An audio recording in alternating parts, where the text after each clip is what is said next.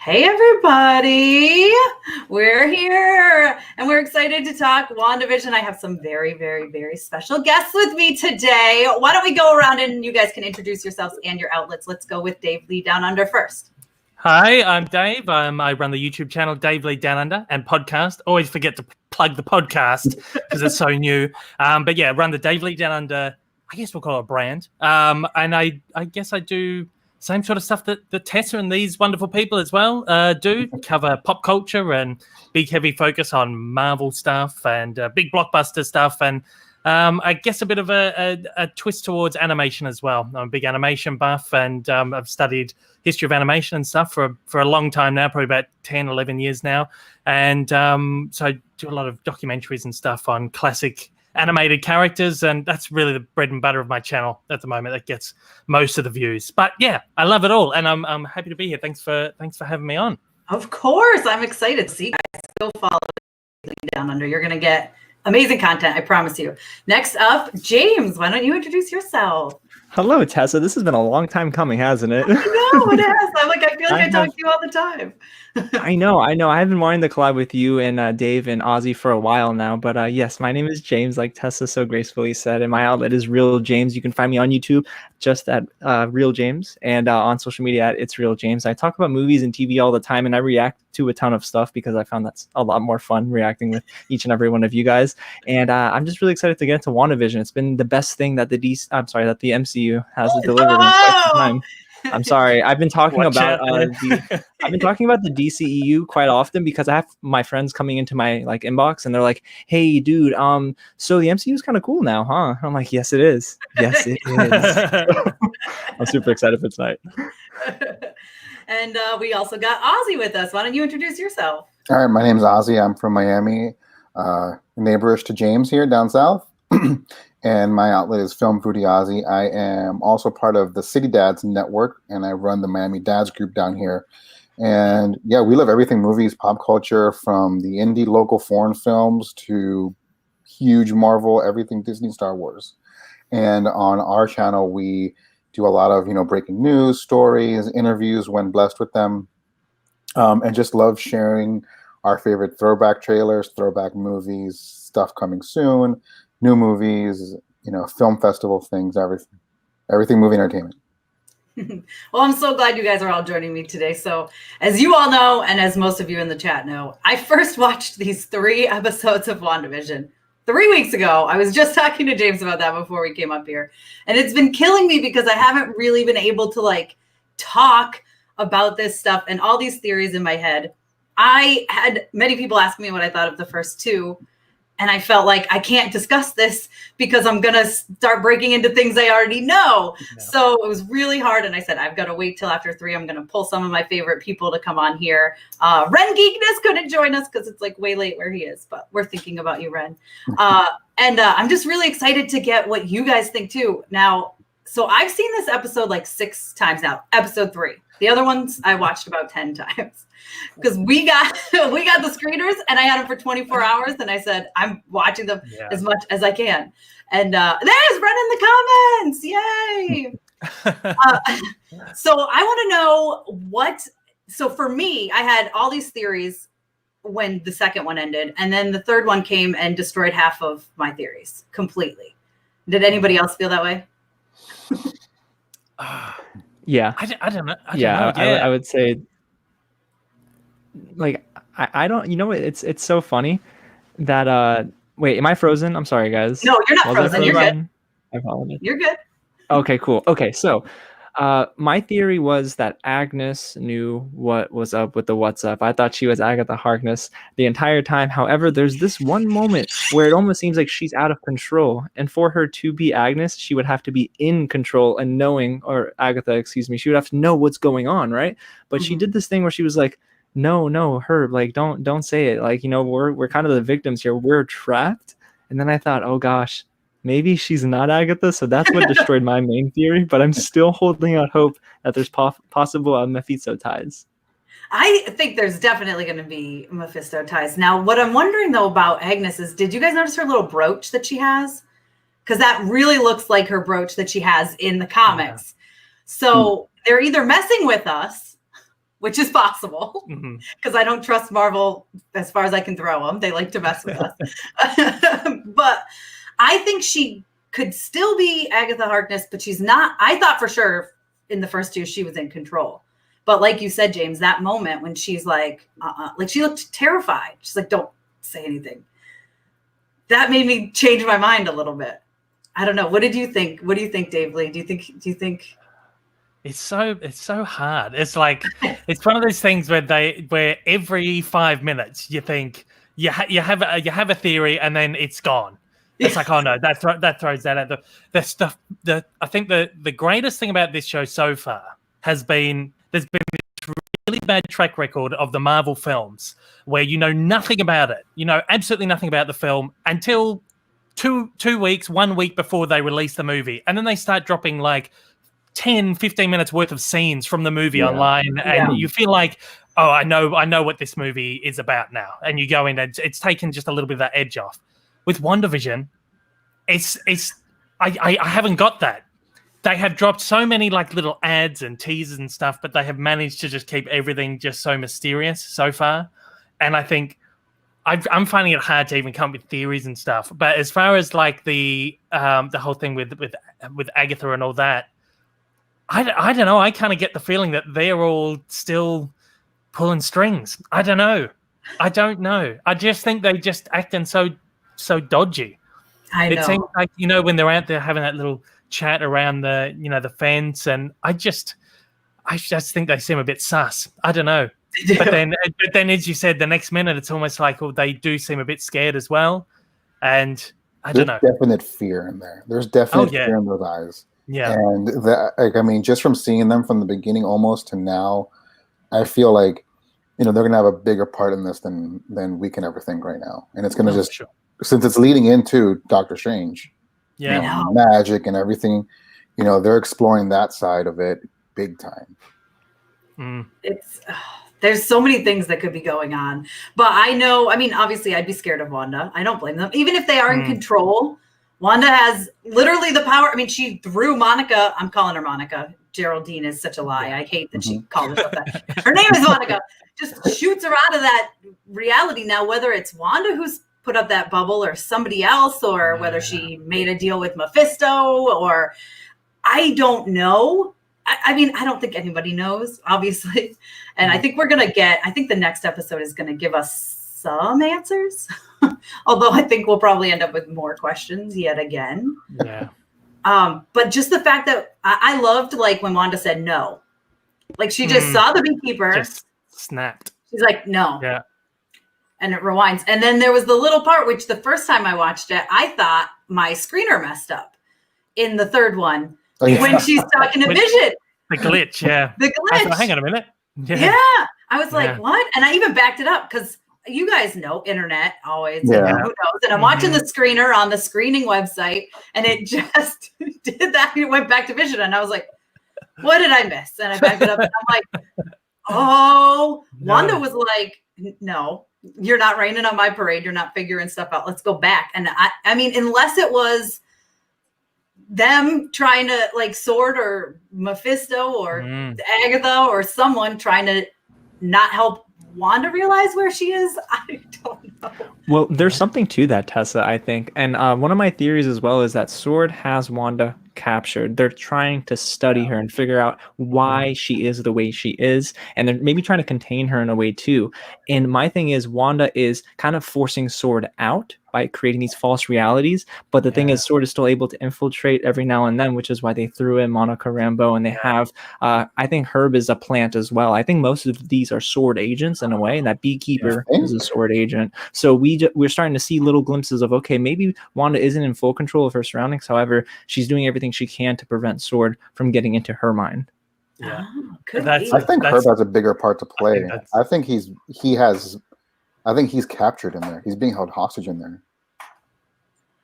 I think these characters, Herb, Agatha, Agnes, all have something in there, and even Monica, that she was either trying to, like, warn Wanda, saying that maybe she is with Sword, and Wanda caught that and either threw her out because Sword was going to go out. I don't know, something, but like there's something.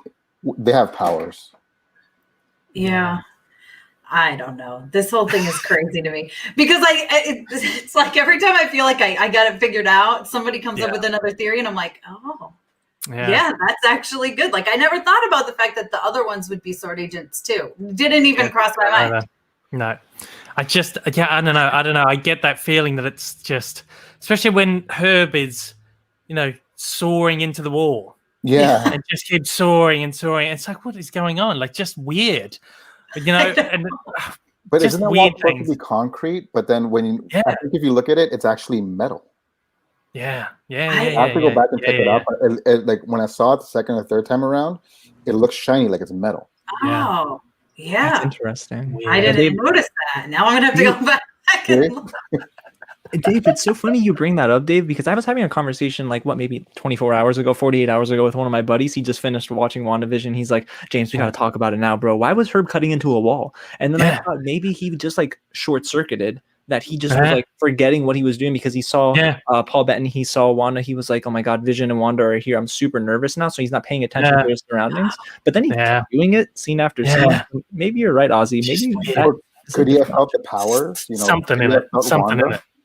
Oh my gosh. That's I don't know. contractions. Oh. Yeah. And if he is also captured in there because it's either sword or something, that's holding, I would say these, I'm not going to call them mutants because Marvel can't call them mutants yet.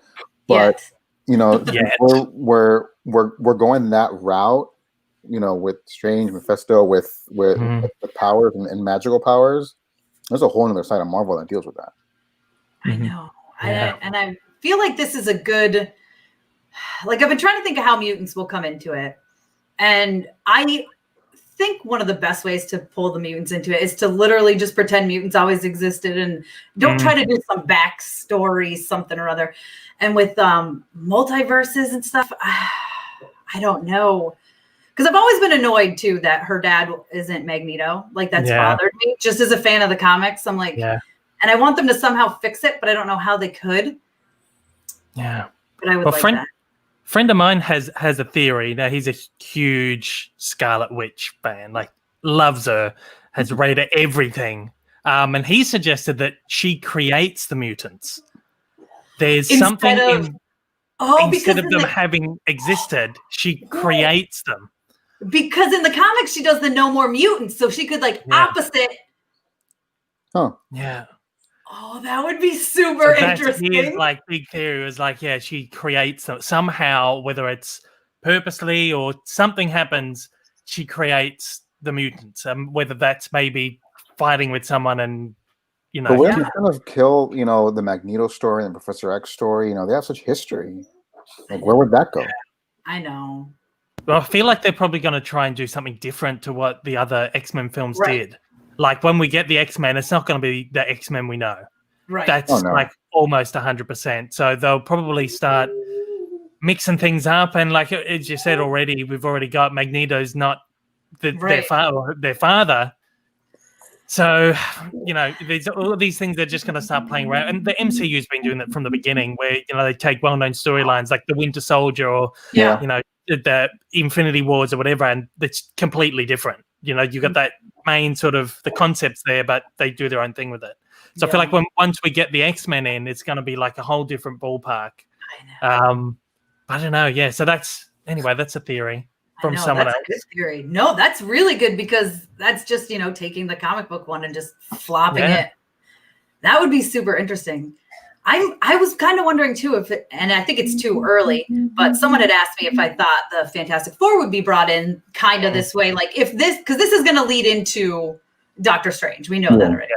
So would they kind of come from another universe and would this help open it up? And is she just going to cause all these rifts at the end of WandaVision when she goes insane, which I think is very possible. Yeah. Because she's crazy, as we know. I mean, she can literally utter words and make things happen. So, but Fantastic Four, I would not mind them coming in that way because I want them to already exist. I don't want an origin story. I don't know about you guys, but I'm every time we get one, it's bad. We don't need another origin story. But I don't know. Someone asked if I thought they'd be in WandaVision. I don't think they'll be in WandaVision, but I think it could be as a result of. Yeah. I think this is the point where the MCU he's going to hinge on. The future of the MCU is going to, because we're obviously going down this multiverse route, and if it's Doctor Strange, Spider-Man, there's all the talk of the Spider-Verse and stuff. This is that turning point where something has to happen in this series for everything that's going to happen in the future to rely on, because they're so meticulous in the order that they release things, and there's a reason this show is coming before Doctor Strange, and not the other way around. I think you're right. It's going to be huge.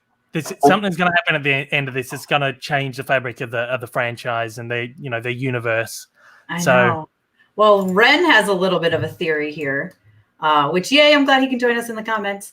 So he's saying that they could bring in the mutants from a parallel universe in Doctor Strange 2. Yeah. So it wouldn't be this Wanda's father, but still Wanda's father. I'd be okay with that as long as they can pull it off.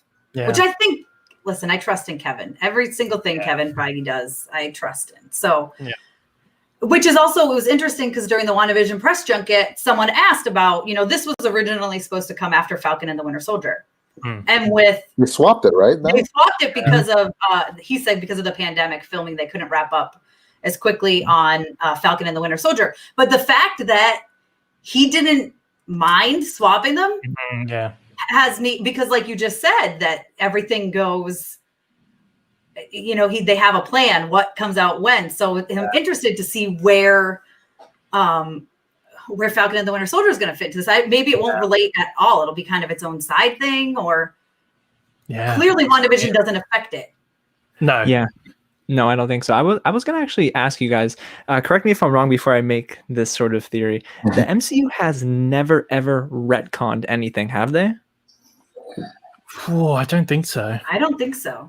Because they even kept everything from Iron Man 2 and Thor: The Dark World, even though it was a critical kind of failure in a way. Yeah. So, okay, what I will say is I think that Ren is onto something, because I thought of that too. They're not going to retcon Wanda's story. What they might do is just open up a different universe, like a different parallel timeline, and show that Magneto was Wanda's father at one point, kind of paying credence to the comic book storyline while still giving Wanda that original storyline that they gave her in the MCU. So I think that WandaVision, Dave, you're onto something about this sort of being released at a certain time, because it is that next step to opening up the Spider-Verse, opening up all these different parallel universes.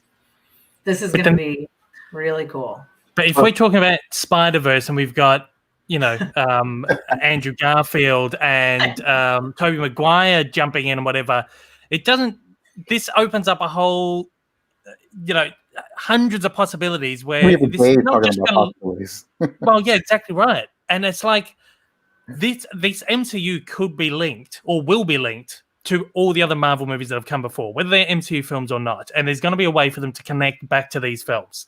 And there could be a way where they link back to the original X-Men franchise, which is incredibly popular. And it could link back to the X-Men that they don't have to rehash or reintroduce. Oh, yeah, this is Magneto, this is the father, whatever.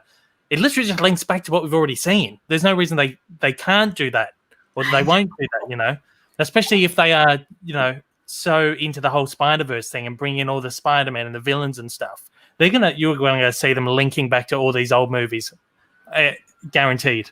They also own them too, right?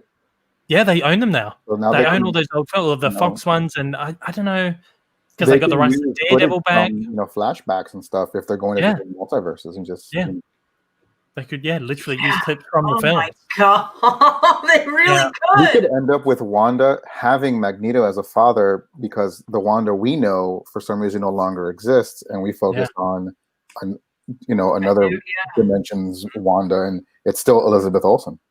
Well, we never saw Wanda in the other X-Men films, but Quicksilver did mention he had a sister. Yeah, he did. He did. Yeah. So. Oh man. Speaking of Quicksilver, I mean, what do you guys think about Evan Peters and what he is doing on this set, supposedly? Because I didn't hear about this. Tessa. You didn't know about this? No. So, did you guys not know about this? So I heard something else related to him. Well, not that. Right. So someone said that they got a set thing, and then there was a set photo. One of my friends told me, but then she couldn't find it. So I don't know if that's 100% true. But then some guy, the voice That's what I've yes, heard, yeah. He had like confirmed it, but then they like pulled it back and deleted it everywhere.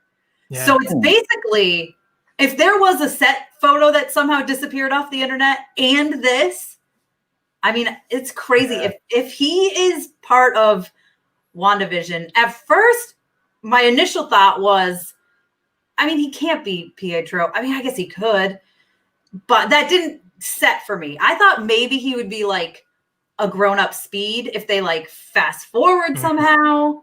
Or, I mean, he does American Horror Story stuff. He's awesome. He could definitely be like Mephisto or someone. Do you guys have any thoughts on who he could be? What you have to keep in mind is Vision is dead. I know. Vision's dead. And he, in this series, he has the Mind Stone in his head. Yeah.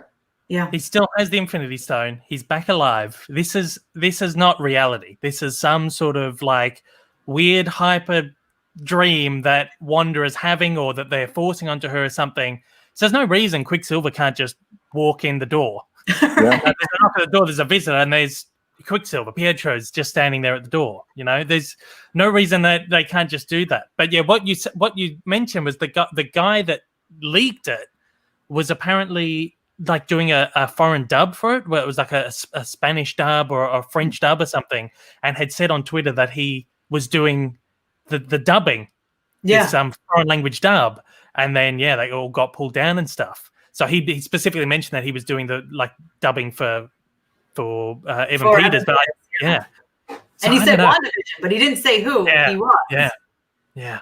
But then Disney got rid of it very quickly, as they do, or Marvel was like, they basically said no and rewound it like Wanda. But I don't know. What do you think, James? You're just hearing about this, so what do you think? Yeah.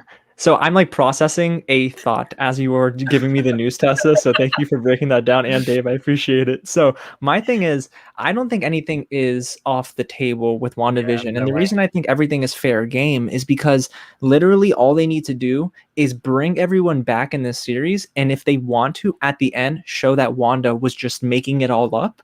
And then eventually hint maybe towards the fact that this could be a possibility down the line if it's leading right into the multiverse of madness. Because Kevin Feige said in an interview, he said there's a reason why we put the word multiverse in the title. And of course, it's like the best known secret in Hollywood right now that they're going to do a thing where they bring back all the Spider-Man. They're going to bring back every other character that ended up dying off. I mean, we're getting Thanos and the Eternals. So, I mean, it's going to be something where we start to see old heroes and villains come back, but it's not always going to be the villains that we know from that timeline.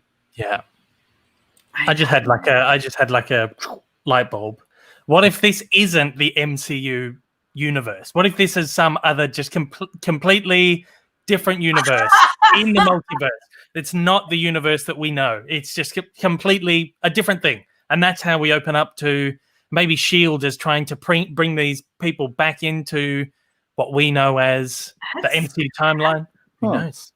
Well, listen, anything is game. Yeah, that's not a bad theory, really. Wow.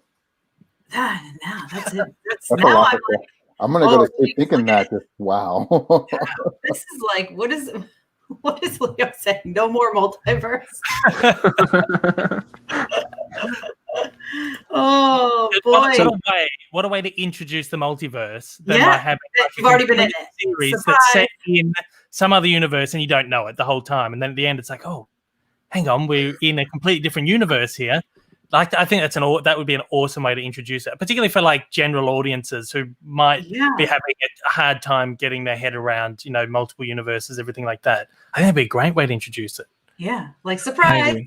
This isn't even what you think this whole time. Tessa, I have a quick question for you, Tessa, and for anyone else that has actually read the House of M comic book storyline, because I haven't.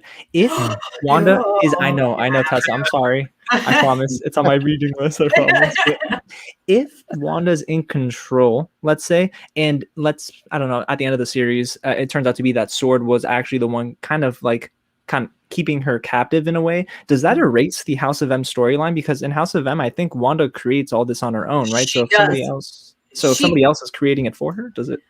I don't know. I bet they could still find a way to make it work. So she kind of just creates it herself. She goes crazy because like she has these kids that she birthed out of nowhere. Kind of sounds familiar. It's kind of exactly what happened. And then her and Vision end up rejoining the Avengers. And basically, every time they're gone, the kids like disappear. and so when she's not thinking about the kids, they don't exist because she created them. So when she figures this out, because the Avengers, I was going to say X-Men, because the Avengers are like, and their nanny is like, every time you go away, this kids disappear. She goes banana pants. Like she goes crazy. She attacks them. She falls into like a catatonic state. She goes nuts. And then way in the future, they end up coming back because, and this is another place it could tie in. I'm ruining the whole story for you here, James. I'm sorry, but it's still worth reading. The kid, it's weird Marvel stuff, but their souls, basically, she didn't create them out of completely nothing. She created them out of pieces of Mephisto's soul, and then they go to Mephisto, and then they end up destroying Mephisto from the inside, which is also weird. And they end up going into 2 regular teenage boys, basically. Now, it was never explained, like, did they go into like a newborn baby, or did they go into, which would have to be back in time, or did they go into like this random teenage boys? I don't know. I'm hoping they like went back in time and were them from the beginning, and these 2 teenage boys just didn't cease to exist, which would be weird. And then they find out, I think Speed is the one who first finds out that he's like a mutant. And so he ends up kind of with the Avengers, and then Wiccan is gay, and he's made fun of at school for being gay. Oh, it has been a while since I've read this. And I think he's like walking by Avengers Mansion, or he's near Avengers Mansion for some reason. And Wanda is there and like comforts him. And then somehow their connection makes him manifest his powers. And he basically has her powers. Wiccan has her powers. And then Speed obviously takes after his uncle, Pietro. So. And then she gets really mad at the Avengers when she finds out that she had these kids, and you guys basically told me didn't tell me I had these kids. You didn't let me remember. And then she goes crazy and she says, no more mutants. And then like 80-something% of mutants just lose their abilities. And then no mutants get born for like a really long time. That's in a nutshell. Oh my God. It's kind of a crazy story. Like well, no wonder. Thanos, Maybe that's why don't people die. were so excited for Wiccan and Speed. Sorry, Ozzy, go ahead. Yeah. I don't know what I'm saying. It's like they're Thanos, but they don't die. Yeah, right. It's just weird. I don't know if either of you two have read it, but that's basically the gist of what happened. So, which could tie into Mephisto a little bit. I'm excited to see Speed and Wiccan because I love them in the comics. And they join the Young Avengers. They've become part of the Young Avengers, which we know we're that would getting. be dope. because Definitely happening. Yeah. Cassie Lang and all them. So it would be interesting. Now Well, they have the same names as the comic, right? The 2 They do. babies. Yeah, Yeah. Billy and Tommy. Oh, William. that's neat. Which is why I was so excited when they were like fighting over the name. And I knew there was going to Yeah. be 2 just from the trailers anyway. But I was like, oh my God, they're going to give them their actual comic book names, which is like really exciting. So I don't know, man.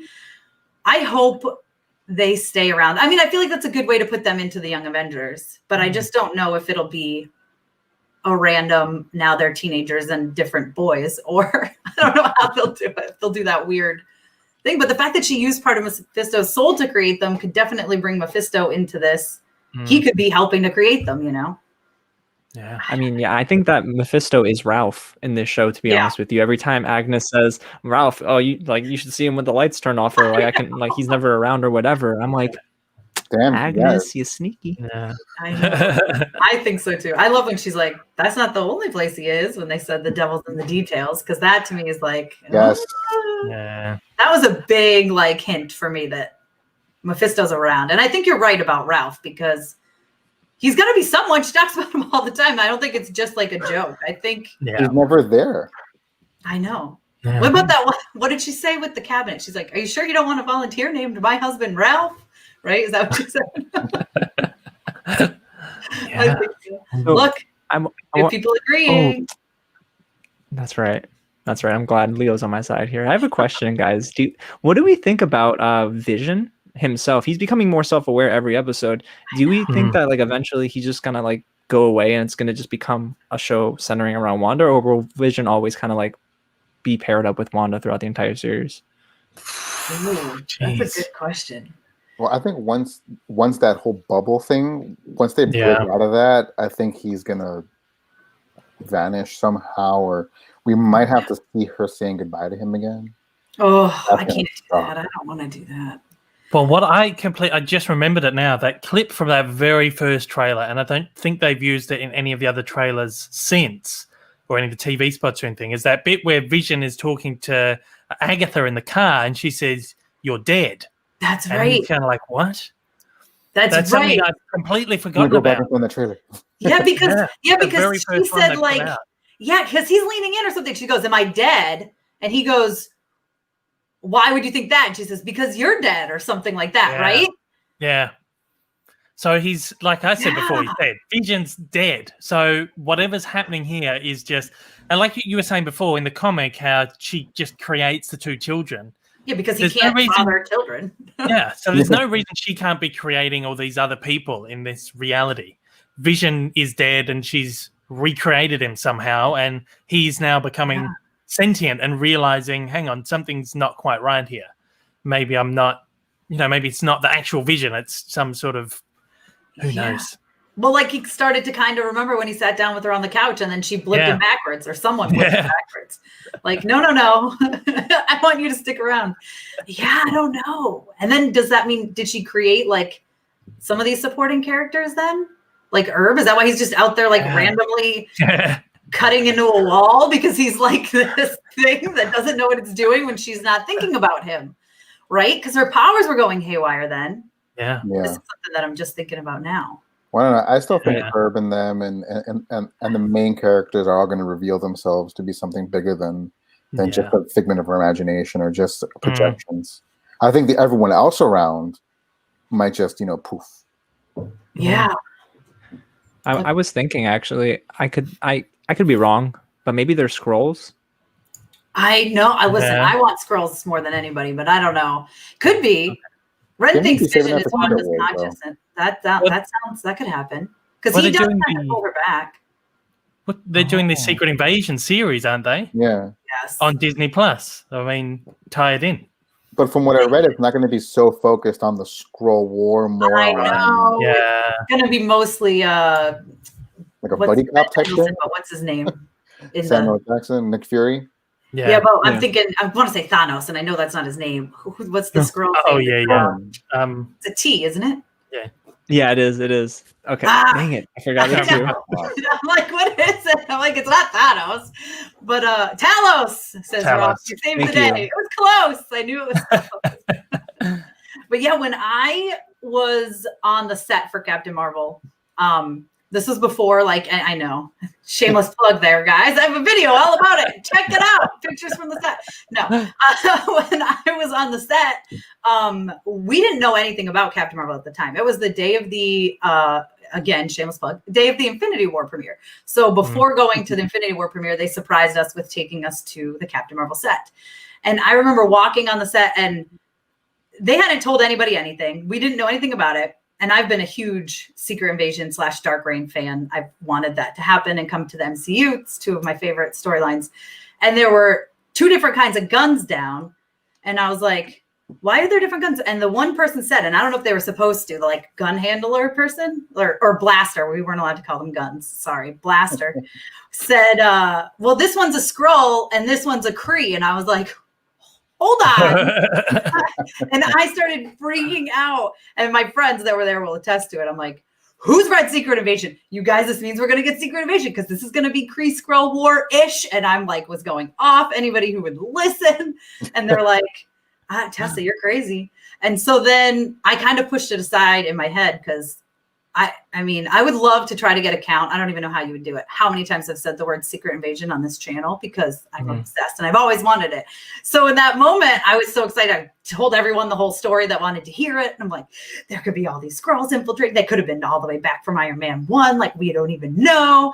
And so I would love to see it tied in somehow to WandaVision, but I think they're going to wait. And I'm kind of bummed because I feel like Secret Invasion is going to be as good as I would want it to be, but it'll still be there. And maybe we'll get Dark Reign because of it, especially with the Norman Osborn popping up, maybe. Oh, do you know what Dark Reign is?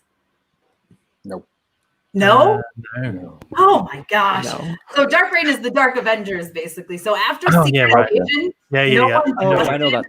the Avengers, yeah. So then Norman Osborn creates his own Dark Avengers, and it's like people that aren't the, like Wolverine's son is the Wolverine, and then there's all people that are just basically, I think Moonstone is Captain Marvel, but there's all like bad people playing the equivalent of the actual Avengers, and it's awesome. Yeah. And I saw, look, Ren's with me here. This is what we need. It would be so. I knew Ren would come out of nowhere. He's like, I know what you're talking about. Let's do it. But I don't know if it would tie into this one, but there could be Skrulls around. That's the thing about Skrulls. They can be in hiding for 50 years and you don't know. That's true. I think it's funny because I think okay, so my thing is that one clip, Dave, I don't know how you remember that because I totally forgot about the Halloween clip. If it ends up turning out to be that Agnes is somehow not Agatha and she's maybe a little jealous of Wanda, maybe, just maybe, she uses Vision against Wanda, like pins him up against her in a way. Maybe. Yeah. Possible. That'd be exciting. That's true. I know it feels like the possibilities are endless. Oh, absolutely. Yeah. I wouldn't be surprised with anything in this show. I know. Like it's literally just like they can do anything. Well, and they have positioned themselves so well with this universe now, opening the multiverse and whatever else. It's literally anything can happen. And audiences aren't going to go, that's stupid. Right. They have put themselves in this, instead of being in this little corner, they've literally opened everything up to be like, they could do anything and audiences will accept it that maybe DC couldn't get away with. I mean, look at DC. They tried to do like the Suicide Squad, like 3 films in or 4 films in, and they couldn't pull it off because audiences weren't, on that side. Marvel does Guardians of the Galaxy 10 or 11 films in. Everyone's like, yeah, it's so good. Yes. I mean, Guardians of the Galaxy is actually a good movie. So there is that. But it's almost like, Marvel they've won the trust and they have meticulously built this narrative where anything can happen and you'll run with it without thinking, that's really stupid sort of thing, I think. So anything can happen in this show and I'm on board with it. And I think it would be... Plus, they've taken their time. Like, and that's the age-old... You go watch... I mean, I don't know, I know we're Marvel right now, but I just finished watching Doom Patrol. I like Doom Patrol. I loved Doom Patrol. I liked it a lot. I was surprised. Yeah, me too. It was fun because it's weird and different. Totally weird. But sometimes it's like, there were a couple episodes I was like, this is too much. What is happening? And I'm sure you know what I'm talking about. I was like, this is a very uncomfortable episode and but I have to watch it because I got it to review. So I don't want to watch this anymore though. But that's just one episode. But yeah, it's a good one. Yeah. I mean, that's what I said about Suicide Squad because I love that stuff in the comics and they just couldn't pull it off because like you said, I mean, Marvel has set up this background where they're like, we're going to give you every single person's going to have an individual movie. And even if it's Thor Dark World, it's going to be there and you're going to have to watch it. And then it'll all come together. We've been rewatching the Marvel movies with the girls with my daughters. And that's the one we're on next. And it's been over a week since we've watched one because we're like, we gotta get into the mood for Thor Dark World. And maybe it won't be as bad as I remember when I watch it, but it's okay. It's not bad. It's entertaining, right? What? Yeah, it's okay. I don't think there's a Marvel movie I don't like. That's it, too. That's true. I like them all in some respect. Like, for one reason or another, there's things in all of them that I really like. Even Incredible Hulk, which is probably my least favorite of the lot. Yeah. But there's stuff in that I really, really like. And like you were saying before, James, they haven't retconned anything. And there's so much of that movie they could just throw out. But they've brought back characters from the film. General Abomination. And Abomination. And exactly. So it's like even the movies that haven't performed very well and that a lot of people don't like, they're still rolling with it and they're still bringing it in. There is things in these movies that do work. Yeah. So I don't know. I don't know. I like Dark World. I like Dark World. I have to watch it again. It's a lower rung for me, but I do like it. I enjoy it. Yeah. It's fun. I like every Marvel. Like I said, there's not a Marvel movie that like I won't watch. I like them all. Yeah. Like you said, for different reasons. But this one, I haven't watched it in so long that I think I'm setting up in my head like, I'm remembering all the bad stuff about it. And it's one I've only watched a handful of times versus I don't know. I couldn't even tell you how many times I've watched the first Iron Man or Guardians of the Galaxy. You know. But what's crazy about all these movies? I'm sorry, Dave. What's crazy about all these movies is that like whether they're good or bad, whether we think they're good or bad, whether we think they're rewatchable, if we didn't get all of this, we would not be talking about WandaVision today. Right. Exactly it. Yeah, that's the thing. Yeah, I was just going to say a little bit off topic, but it's on topic, but it's deviating a bit. With the vast amount of stuff we're getting now, TV shows. You get like 4 or 5 Marvel movies a year, and we're going to have like 4 or 5 TV shows almost every year. It's going to be almost impossible to do that rewatch of all these movies. I know. It's getting to that point where it's like, right now you can sit and there's like 20 movies and there's a TV series or whatever. It's easy enough to just get through them over a couple of months. It's going to get to a point where, like, I'm thinking one day if I have kids and I want to sit down and watch the MC with kids in 8 to 10 years time, it's going to be near impossible to go back to the beginning and be like, oh my God, it's going to take years to get through it all because there's going to be so much, especially when you start factoring the TV series and 6 to 8 hour long TV series and stuff. It's insane. It's insane. The vast amount of stuff. It's crazy. I mean, as soon as this one ends, I think the way the calendar looks is we get a week and then we get Falcon and the Winter Soldier. Right. Is it a week? I thought it was the next Friday. Another week and then another week break, and then Loki, right? Yeah. Oh, jeez. It's like back to back to back. Yeah. I think they're back to back. There's 1 week in between, which I imagine they'll use for the Legends series. So you'll get like the recap, and then they'll go straight back into the show. But the great thing about that is, like, this pandemic delayed everything, but they're just going to rush it all out at us, back to back. Like, we're supposed to have Winter Soldier, like August or something like that? And then there would have been like a number of months, like a couple of months between that and WandaVision. Now we're just going, bang, here you go. Another week. There you go. Have this one. And then you're going to have like 4 movies like back to back. It's going to be insane. I know. It's going to be really hard to keep up. But the good thing about that is, sorry, you go. Oh, no, finish your thought, Dave. Yeah. I was going to say the good thing about that is they have set this up so well, like we've been saying, that you could literally just streamline just pick out the films that have Wanda in it.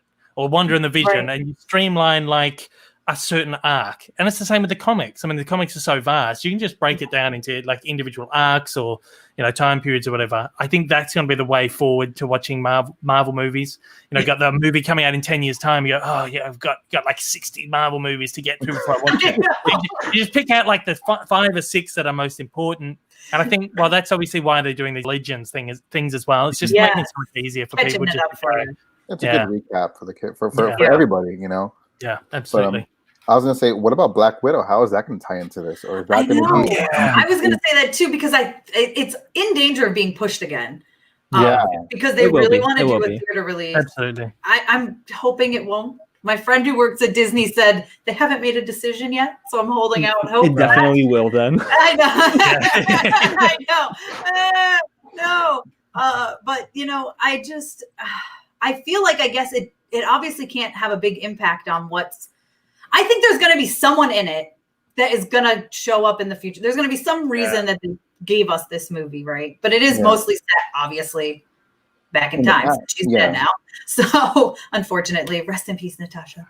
But I'm wondering if they push that, does that mean, are we going to end up getting Eternals pushed again?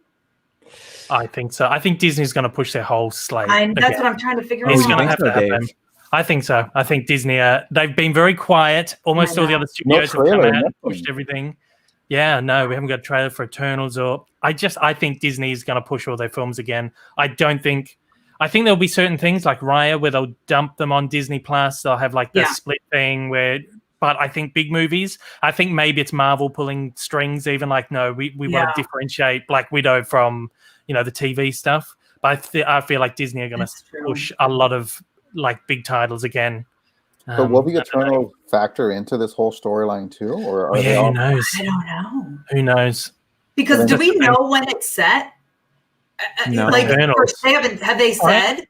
They released a synopsis. I was looking at this. I was just working on it might be on no, it's not my laptop. I'm working on like a preview video for all the Disney movies that are supposed to be coming out in 2021. And I came across a synopsis for the Eternals that I hadn't seen before, which essentially pointed to the fact that it's in the modern day, where they have been existing for thousands of years, which could get flashbacks and stuff. That's how Thanos could come into whatever. But as a result of what has happened in Infinity War, the Eternals are forced out of hiding. Now, I had not seen this synopsis until like last week, but this was like an official thing that came out, and I was like, oh yeah, shit. So like Disney always, whenever they do their release schedule, they might push out synopsises there. A lot of stuff ends up getting buried. It might have been in. Let me have a look. I've got a release schedule here from Disney. It might have been in that. I have an email from Marshall actually, like right before Christmas, the 2021 slate.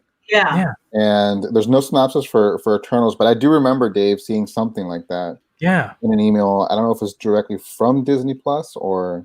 Ren is our Eternals master. He knows everything. He told me what books to read. I've started that.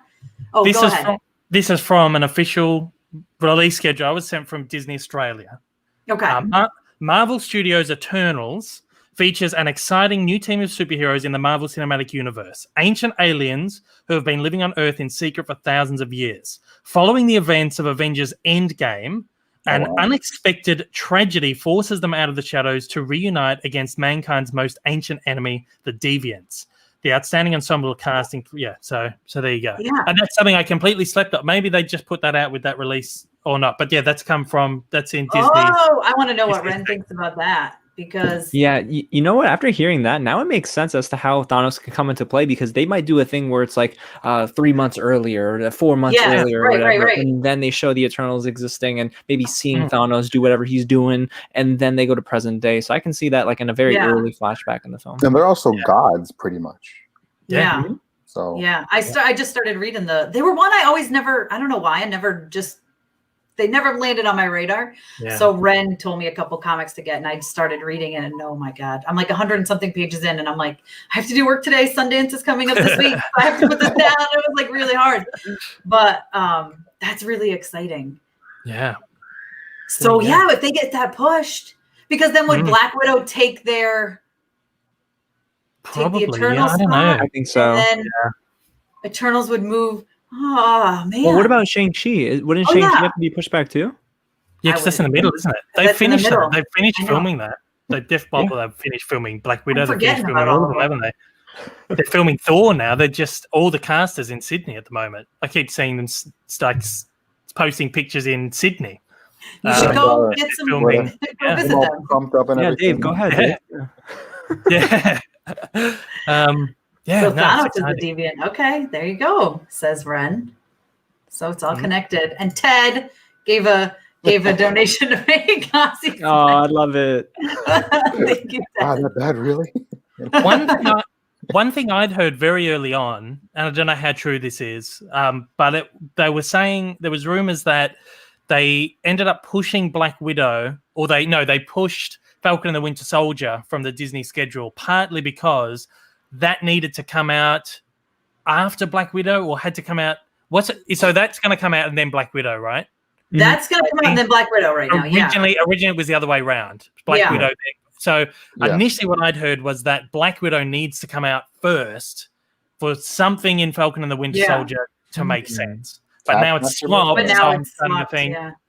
I mean, there is that comic that's like, I forget what it's called, but it's a major Winter Soldier and Black Widow that was semi-recent, but Hawkeye's also in it, so I don't know how they would do that. Isn't Florence Pugh supposed to be like her character's reprised in Hawkeye, right? Yeah, I think so. Yeah, I reckon she'll be like the new Black Widow, because they're gonna have.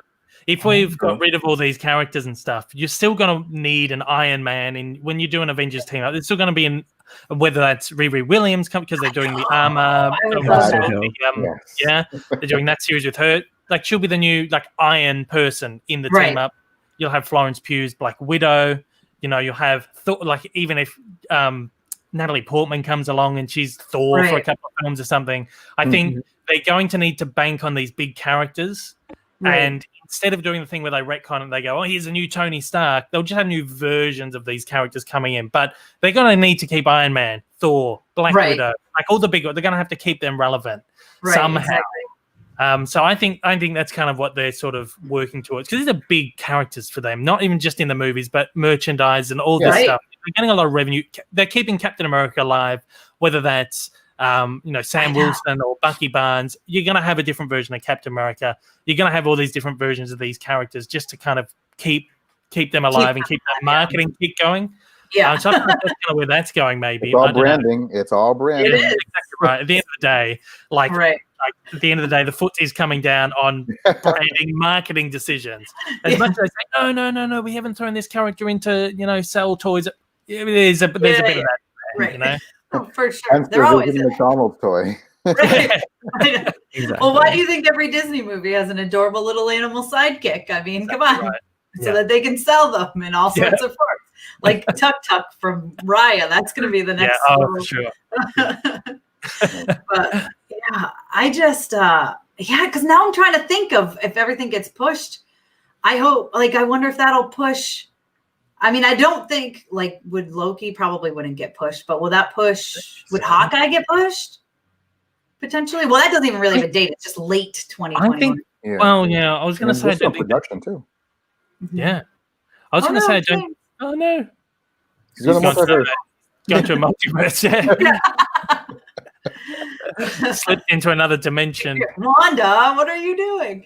He's slipped into the dimension where we've seen Black Widow and we've seen the Falcon and the Winter Soldier, and his wife has gone out. Oh no! Oh dear. James, come back. I know. I'm just gonna reply to him. But so what were we saying? Now I'm good. Would it push Hawkeye? I wonder. There he is. Hello. Hello. Have you seen Black Widow? Sorry, guys. You seen Black Widow and Falcon and the Winter Soldier? I did. I saw Black Widow, and yes, it does need to come out before Falcon and the Winter Soldier. There you go. Beautiful. I knew it, guys. I'm bringing the good scoops. I know. But I wonder if it would have to push Hawkeye. Well, I was going to say I don't think they'd push the Disney Plus stuff because it's working on a different sort of thing to theatrical. But then, again, it has to tie into those films somehow. So so who knows what's going to happen? Although if it's late 2021 and Black Widow would take Eternals, when is Eternals? Is it November now? November. It was supposed to be November, but the way did it get moved again? I don't remember the dates anymore. When is Eternals? November 15th, 2021. Okay. So Hawkeye could still come out end of 2021 if they tie in together. Yeah. I get it. Eternals October 28th. So it's opening very early here for some reason. That is early. Not to brag. Because you're the future.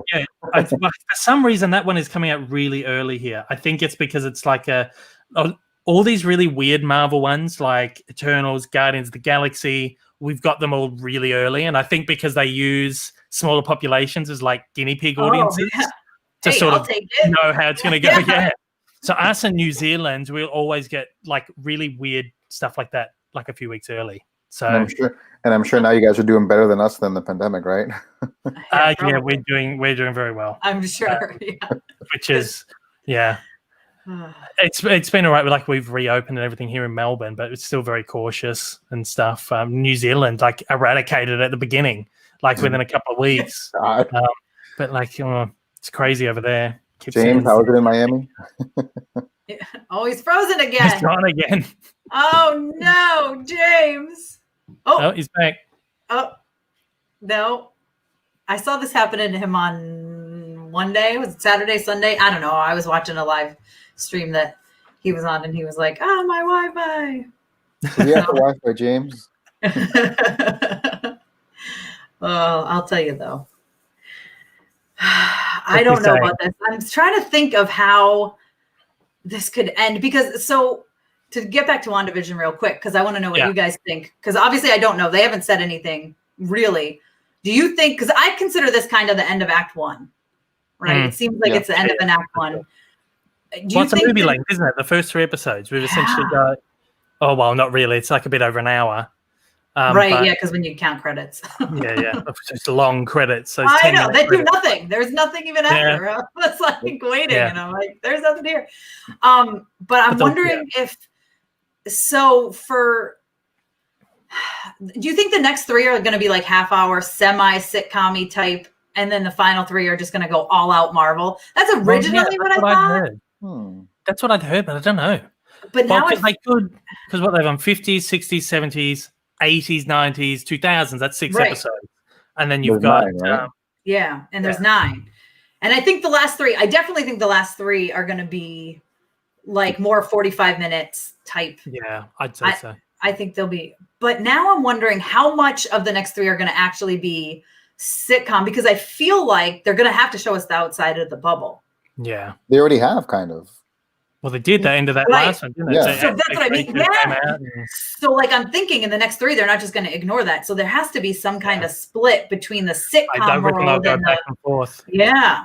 Well, we're coming into, what is it, 80s is next. I was going to say, no, so they were still using, they weren't doing sitcoms in 16/9 till 2000s. So there's still at least 2 episodes left where you're going to have that 4-3 thing. Maybe that's just going to be the differentiation between what's happening outside and what's happening inside.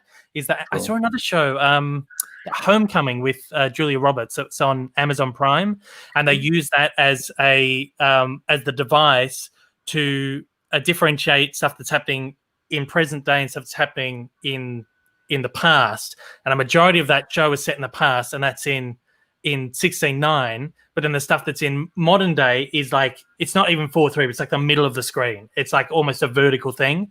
And I cut between throughout these episodes. And then it's like the second last episode, the aspect opens up on the modern day stuff. And the last 2 episodes are set in the modern day. So I feel like they're going to do this with WandaVision, where they can go back and forth, and the aspect ratio, like a purely technical thing, is going to differentiate what's happening in outside of the bubble, what's happening inside the bubble. And there will be a point where it just completely opens up, and that could be that like last 3 episodes. Yeah. I bet you're right. Did that towards the end of this episode. Yeah, well, exactly right. And I think that's more so opening it up, because if we're still doing 80s, 90s sitcoms, you're still going to have that in. Yeah, they're still going to have to be in that 4:3 aspect ratio, because that's what they were filmed in. They're being so, what do you call it? They're so true to those original shows. Yeah. So I feel like everything that's happening outside of the bubble, you're going to get that sort of widescreen aspect, and then you're going to cut between. And I feel like, we will now probably split parts of the episodes between outside, inside. Oh, it's going to be crazy. Oh, look, there's James in the chat now. Hello. And then I also saw, I want to pop this up. Ted donated to you, James. Your dial-up. But yeah, I don't know. There's just so much. I'm trying to look at some comments too, because I saw some good theories in here too. But I mean, the whole thing is we just don't know. This will probably become less sitcom as the bubble gets more penetrated. That's probably. Yeah, I think the final 3 are going to be full on action. Like, we're in Marvel. There's something going on here, and Vision might be gone by then. Yeah. Paul Bettany say something about that? He's been like really loose-lipped, Paul Bettany. If you watch, I've watched a few interviews with him, and he's very free, and you kind of think, I don't think he was supposed to say that. Where he's been talking very vocal, like even before the show opened, where he's talking about, and then Vision starts realizing things aren't quite as they seem, and starts. I'm thinking, hang on, you're not supposed. I don't think you're supposed to be talking about it. And he did mention something about, the last 3 episodes are like really MCU. He did. He said that. I thought, Oh, James is like in and out again. Poor James. Oh, James. Oh, no. That's so frustrating. I'm so sorry. Look, someone had just said, welcome back. You jinxed him, Andrew. No. Well, is there anything else you guys want to mention? I'm trying to think of, I feel like really literally we could talk for hours and we're not going to know. I will say this, though. It is pretty cool. But you can actually watch this without having kind of watched any of the Marvel movies. Yeah, exactly. And take it as like its own little show. because it'll make you kind of like do your own research and go into stuff more than any of the other movies. Yeah. Well, you don't really have to, because it's still going to evolve itself into its own separate being in a way. That's what I like about it. I feel like a lot of the TV shows are probably going to be the same because they're aiming for a very different audience. You know, that it is the same audience, but there's going to be people who do jump into these TV shows because they have Disney Plus subscription and maybe haven't seen all the other Marvel movies or whatever. And then go back and watch them after. Yeah, and go back. And it's all on there. I noticed on Disney Plus, when you go into the Marvel section now, they've got all the films in timeline order. Yes, I saw that. Yeah. And then I think they've got like what they call like collections. So I don't know if they've done it with the Marvel stuff, but they did with like Star Wars, like the Darth Vader collection, the Skywalker collection. I feel like they'll start doing that with like all the individual characters. I thought it was like, I don't know if it's the same for over there, but we have like phase 1, phase 2, phase 3 ordered that way. Yeah. Moses' World predicts Quicksilver at the finale. Ooh. That's James is back. James is back. I know, guys. I'm sorry, guys. It's not. Oh no. You're fine. Don't even worry about it. Listen, technology, Wi-Fi. Probably everybody's hopping on now on their internets and stealing yours. Yeah. I'm surprised mine's been good today. We have terrible internet in Australia. Like awful, terrible. The government doesn't put any money into it. It's really bad. So I'm surprised I've hung in here as long as I have. I got like when we moved. Oh, James is like officially gone now. When we moved, I got the like highest one you can get, and then I hardwired my computer so that way I'm like good like Ethernet internet. But it's weird because we just got 5G on our phones, and here the 5G is actually like awful. Like I have to put my Wi-Fi on my phone or I can't use it. And I'm like, because it cuts in and out. You see it cut in and out of like 5G and 4G. And I'm like, listen, don't cut yourself to 4G until you're actually. Yeah, exactly. Oh, what does Ted say? Tessa will be performing the Poconos this summer. I don't know where that comes from, but sure. The Poconos is not that far away from me. Thank you, Ted. That's funny. Oh, that's funny. Leo says that James is actually Vision. He's going in and out. Oh man, but yeah, I'm trying to think of where like Evan Peters could be, and I don't know. You can't predict. That's the thing with this show. You can't predict it. You can't because, like I said at the beginning, every 10 minutes, it's like, that theory's gone. Yeah. Here's a new theory. Then 10 minutes later, no, that's not happening. It's just so. Yeah, I know. I saw this picture. I don't know if I saved it. I don't know if any of you saw it, but in one of the first, I think it might be the first episode. See if it's on my phone. Not that it'll show up very well, but on the wall in their like 50s house, there is the printing of that facility in Sokovia. So on their wall, like there's a bit of wallpaper which has got that facility from that Hydra facility on their wall. I don't know if I have a picture, and I'll see if I can. In the first episode? I think it must be in the first one. Yeah, here it is. I don't know if it's going to show up well. I'll turn the brightness You could be right, Ren. Let's see. Oh, okay. What? Oh, wow. Yeah. That's crazy. I didn't pick up on that, but this thing says here, Hydra base from Avengers Age of Ultron, same place where Wanda gained her superpowers is featured in WandaVision's second episode. Yeah. Second episode. There you go. And then it says the commercials. Yeah. Commercials all come together, which in the interview with Kevin, he said the people that don't know Marvel will just think, oh, this is a fun little commercial. But if you know Marvel and the MCU, you can easily put them together and start to figure out what's really going on. So we've got, Stark and Hydra and all those Easter eggs. Yeah. I know. Do you guys have you seen the 666 thing? I don't know if I don't know about that I don't think I saw that. So if you take the toaster, the Stark toaster, and you turn it like upside down, the little symbols on it look like 666. Oh wow. Oh. Yeah. Wow, that's something we haven't mentioned. Hydra keeps coming into this, doesn't it? I know. We have James! Hey, he's back. Do you guys want to know what I just did? I've never done it before. Tessa, I looked at the link you sent me on Twitter and I was like, can I join it from my phone? Can I use my data? Can I go past Wi-Fi? Oh, look at that. You figured it out. I tried. But yeah, Hydra, right? So we're just starting to talk about the commercials here, James, which we realized we didn't even mention yet, which is crazy. Yeah. We went off on a tangent, didn't we? Yeah, we did. There's a lot to discuss with this, but yeah. And then, okay, so this is what I was actually going to say. Did you guys catch that? Did you guys watch Agents of S.H.I.E.L.D.? Any of you? No, I watched the first 2 seasons.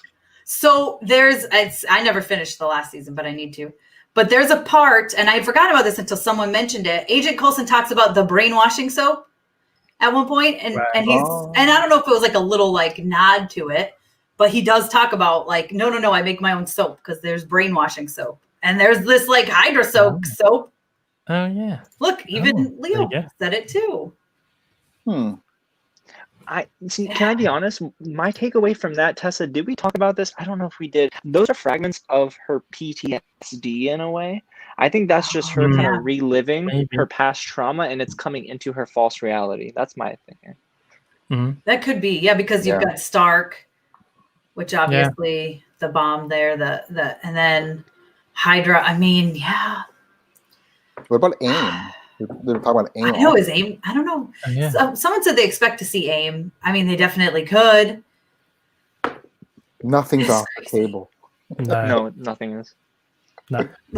Ren doesn't remember the brainwashing soap. It was like very quick.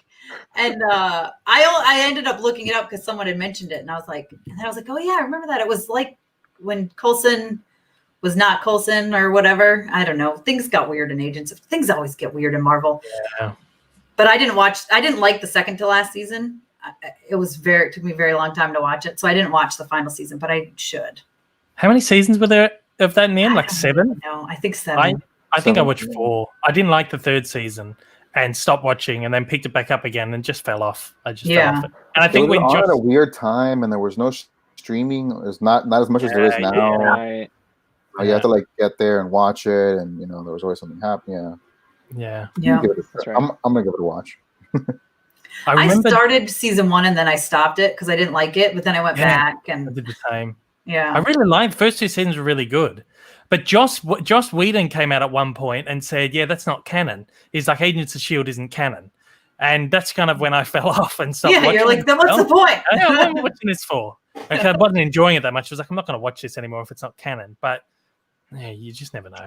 Right, you never know. They'll loop it in somehow, even if it's just, I mean, they could just literally be an Easter egg that they thought would be fun to throw in there. Who knows? I don't know anything anymore. I feel like every time I watch it, I'm like, I don't know. Yeah. Oh man. Do we think there's a chance that Aaron Taylor Johnson might come back as Quicksilver? I don't think so. Look, look at James says no. No, maybe the flashback memory, but if anything, I don't. Ozzy. But the thing is, if you do that, then it's a slippery slope. Then you open the door for Robert Downey Jr. to come back. Then you open the door for Chris Evans to come back. And then after a while, it starts to become a whole, well, we killed them, but they're not really dead, so there's no consequence. Yeah. That's the problem. Yeah. Right. Because I like that Marvel actually usually sticks by that, which is why I didn't want to watch Agents of S.H.I.E.L.D. in the first place, because Coulson came back. That made me really mad.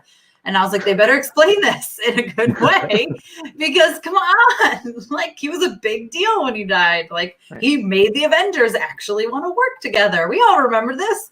Yeah. So that was why I first was going to boycott Agents of S.H.I.E.L.D., but then I do love Coulson, so I got sucked into it.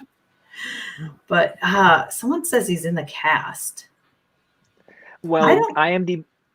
Tessa, you can add things IMDb. You can just add things up. I could go in there right now and say that I'm in it. people do are, that. Dave. I knew it. Yeah, he's seen the movie. He's been in the universe where it's out, and I'm in it. That's right. That's where he was. He got pulled into the multiverse. But I remember when, what was it? I think before Infinity War came out, Paul Rudd was listed on IMDb as being in Infinity War. But he obviously wasn't. So anyone can just go on and add stuff. It's like Wikipedia. Yeah, pretty much. And then you don't pay attention to Marvel anyway, because people always talk about trailers to me, and I say, I don't fully believe anything because they showed Hulk in Infinity War and then he wasn't in it. So he was in the trailer, which I guess was them trying to hide. But that's why I'm like, listen, don't believe every single thing Marvel tells you. I don't trust them. No.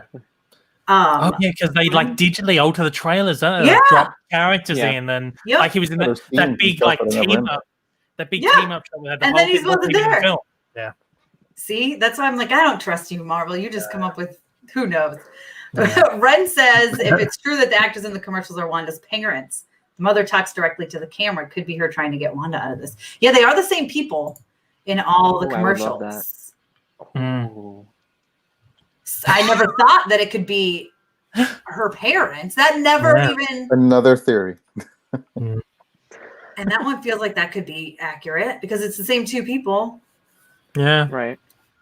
But if it is though, of course, fragments of her past and her past trauma, then it could, of course, just be Wanda putting that into that commercial. And, True.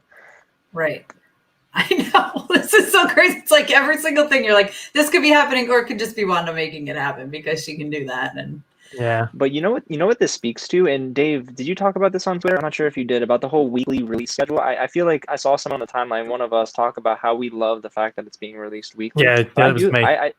So Dave, I agree with it, because if we didn't have it released weekly, we don't have the conversation we're having. No, exactly right. I've been saying for a long time that I miss the communal aspect of watching one episode every week. Yes. And television's not so much like that here in Australia. I know that like Agents of S.H.I.E.L.D. and all that stuff is like a weekly show over there. Here, there aren't many big shows going on TV that's like weekly. It's mostly streaming stuff. And we get some stuff, but the stuff that's on TV is not great, and no one really watches it. But I miss that communal aspect of this might be, in a small part in America, might still be part of the thing, but I don't think it's as big as it used to be. I remember years ago, you'd watch Smallville. Like, I was very young as a kid. I watched an episode of Smallville. As soon as that was over, I'd get on the dial-up phone and call my mate, like, that's so good. How good was that episode? Lex Luthor's going to be evil in the next show. It's going to be so good, right? But I miss that, and I miss that just being able to, and like I saw it erupt on Twitter after WandaVision. I'm thinking, this is something I haven't seen for a long time, which is everyone watching something at the same time and just talking about it. Yeah. And like, think about like classic shows like Friends, Seinfeld, the biggest shows ever. It was on. Everyone watched it at the exact same time. No one was ahead. No one was behind. Like back in the day before, you'd have the repeat, or you could go to the catch-up service. Or you record it on the VCR. Yeah, you could record it. Yeah. Everyone watched it at the same time. And then there was that big just communal thing where people would be talking about on the TV and the newspaper, on the internet, whatever. And that's been gone. And I feel like it's coming back with shows like this. You put it up once a week, and then you have people like us sitting here on the internet conversing about it and coming up with crazy theories and stuff. Had they dropped all 12 episodes at once, there's none of this. Right. From all over the world, we're talking about it. Exactly right. Well, even that's Mandalorian. Yeah, just like Mandalorian. Yeah. But even for me, that's different too, because we used to be so far behind on shows. So like when I was a kid, like again with Friends, for example, that ended, and then I don't think they played the final episode here for like another maybe 6 to 12 months. And I was I'm a huge Friends fan. Like I was a kid, they brought out the like the guidebook. They brought like this official guidebook, and I had like an episode guide in it. I knew what happened in the last episode before it even aired. Like 6 months before it aired, it ruined it. I was like, what? So this is like the first time where I'm getting this experience where everyone around the world is watching this at the exact same time. I think it's amazing. And it's that same thing we have around movies. Everyone goes to see the movie, there's the communication around it, but now you get with the TV shows now. It's a weekly thing. I think it's great. It gives you something to look forward to as well. Yeah. Well, the pandemic stopped all that, Oh, yeah. Right. Like I was talking to James and other people. It's like, I would love the screeners because, that was kind of your mini escape of seeing something early, but also, just hanging out and talking after the movie, before the movie, online. And now that's gone. There's some screeners here and there. I've heard people that go to the theaters and they say it's safe, which is great, wonderful. But it's I didn't know they were still. See, we don't have. I never got screeners, like in-person screeners, because of where I live. I get invites to New York City, which is a 6-hour drive. So I'm like, I'm not. I mean, you got to be showing me like, maybe Black Widow I'll go for if there's an option. But it's like, so I didn't know they were even still like. So I only knew from friends that would go, and I know where they live. They're not doing them, but they're doing in-person screenings down there. They had one for actually Miriam got to see Wonder Woman, but it was only her, our friend Miriam down here. It was was like only one her, person? one person in the movie theater because they didn't get anybody else or nobody else RSVP'd. Nobody wanted to go. That would be kind of cool, actually, because then I'd Yeah, I feel was real able- safe if I was the only person in there. I was able to see Tenet in a 350 seat auditorium at the IMAX theater in Fort Lauderdale, but the thing is, they separated everybody, so we were like not 12 feet, we were like 24 feet away from each other. Yeah. Oh, what did you think of that part? What? I can't hear you. Right. Oh, look what Ren says. It's so true. It's so true. For sure. Who remembers seeing the movies at midnight? Oh, I did that with like God, like, and you would like any like Marvel or Harry Potter. Yeah, and you would hear the crowd cheering. You would, you'd come out of the movie theater and hang out in the parking lot or whatnot, and you know, hopefully, I know. It's sad. I miss people, like in-person people, but that's why it's nice to have these because I feel like you're actually connecting with other people and getting to talk. This is awesome. Yeah, and even just like watching lives, like I was saying, James, I was watching that live. I think it was Saturday that you guys were doing, voting on the heroes, and that was so fun. And I'm gonna do the next one for Star Wars, which I'm super excited about. He invited me to. Yeah, you're gonna be much better at that than I am, Tessa, because you know about Star Wars lore, and I don't know too much about Star Wars lore. Oh my God, the Star Wars stuff coming. I know, I know. That we could do a whole nother thing about that. But like even just watching that, like I was sitting there, I was actually playing Assassin's Creed Valhalla, and I like paused it when I saw that you guys were up. I think I saw your tweet or someone's tweet. So I started watching it, and like an hour later, my husband walks by and goes, "Are you still watching those people on YouTube?" I go, "They're my friends." And he's like, "They're your friends." I was like, "Yes. They are. Yes, I am watching them." It was just like I had my game paused, like timed out because it had been paused for so long. But even like just getting to watch that stuff, it's fun, you know? It's like Well, I miss taking my son to the movies too. Like every time we drive by our big movie theater here on Sunset Place, he's like, "Papi, that's where we used to go see the movies with our friends." You know? And that's no more. I know, that's so for sad. now, at least. You know, I don't think positive. For now, yes. Yeah. Hopefully in another few months, but that's sad. Like he's dying to see Godzilla versus Kong. I know, and I want to see that on the big screen. But oh my God! Yeah. And thank you, Timothy.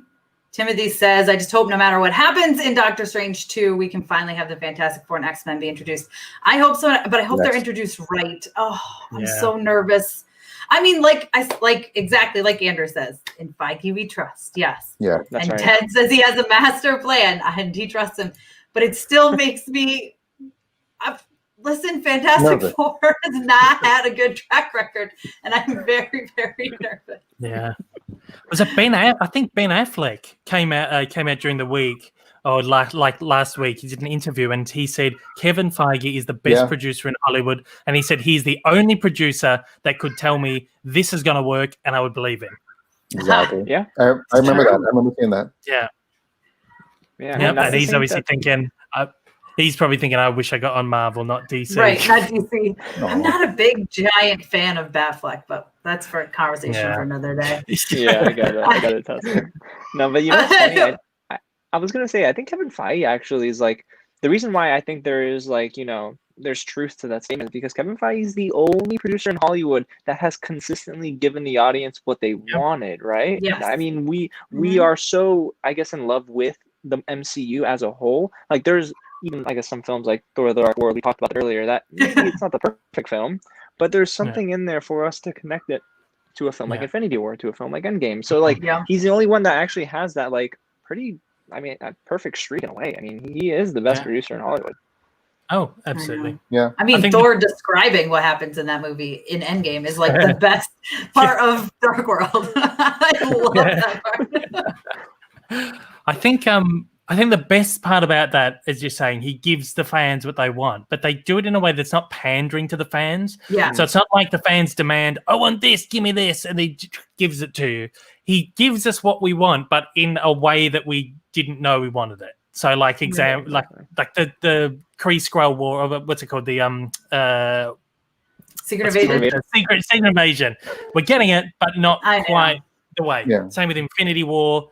We got Infinity War, but it's a bit different. So, but everyone's happy with it. Like you never see people. Well, maybe you see a couple of people getting a bit annoyed that they changed this or whatever. But most of the time, you're just happy that, oh, we're getting this, and now I'm excited to see what they do with it. That's different to what I've read in a comic or something. You know, Because that's what's better in the comic. It's first of all, I also think it's logistically impossible in a way because it would just look way too financially impossible at the same time too, and then it would just cheapen it. You know? Right. You have to have some take on it. You know? Yeah. Well, as a fan of as a comic book reader, I've always said, like, people will ask me, you know, well, didn't you get mad that they changed this and that? I like going into the movie not knowing what's going to happen and being surprised. If it was like word for word, you know, I'm like, I basically just watched this comic book, sure, I would probably still love it, but I really like not knowing what they're going to do, like making Ego Peter Quill's dad. That was crazy. And you know, this is going to sound awful. It's a shameless plug again. When I was on the set of Guardians 2, they had actually covered up so many storyboards. They had pulled them down. So we were still being told he was just Peter Quill's dad. And they didn't even give him a name. They didn't tell us anything. We had no idea he was Ego. We even interviewed him and we're talking to him about being Peter's dad. And then later I'm like, I would have asked him all the Ego questions. Like I had no idea he was literally going to be a planet. But you know, they had us on set for the day and they even were like, you're seeing like the first 10 minutes written out here and that's all you're getting. So I like when they just do stuff like that. Makes it different. You have no clue. Yeah. I felt like an idiot for our conversation that we had with him about being like a human person, and he was not. So, but then go ahead, Dave. Go ahead. No, you're right. Oh, so I was gonna say that kind of what you're saying, Tessa, goes into WandaVision, right? In a way, I'm glad they only gave critics 3 episodes, because if they gave them, I don't know, 4 or 5, maybe even 6 episodes in the lion's share of the entire season, I think it would have kind of, I don't know, diminished the conversation in a way. You know, this is what Marvel wants, essentially. They want us to come together and kind of predict what they might do, and then they want to blow us away by the end and tell us we were all wrong. But it was a good thing that we're wrong. Exactly. Well, I mean, they're also creating conversation and creating buzz. You know, it's like maybe Netflix takes aim at this and does Stranger Things this way. Yeah. I think that could happen. I think I was talking with Ren and Zach about it on Geeks of the Round Table or something. I was having a conversation recently about it, and I think Stranger Things would be the tester, and then probably like Umbrella Academy, maybe. But I prefer. Well, first of all, personally, I like it because it's fun to do this and talk with friends and come up with theories. And obviously, if like one of us had a day off and was able to binge the entire thing, you can't talk to the other person about it, you know? But professionally, it's nice too, because I don't have to sit down and be like, I have to watch 9 hours of this and get my content out now before every other people get content out and they don't care about it. I know you guys understand that. So it's nice to be like, oh, I only have to watch half an hour and then I can work on my article or my video and I don't have to worry. You know, it's nice that way. So. And could you imagine the spoilers if they dumped the whole series at once? You would have, like, sometimes when like Mandalorian went live, it was like about 5 p.m. here. I sometimes work until like 7 p.m. doing stuff. And then I'll watch it after dinner. So I might not get to it till like 8 or 9 o'clock at night. Guaranteed, within 15, 20 minutes of the episode going live, there were screenshots going up on Twitter. You could imagine, like, within half an hour of them dumping the whole series of WandaVision, someone has just gone to the end, the last episode, taken screenshots and just posted it all over Twitter, just for the fun of it, you know. Yeah.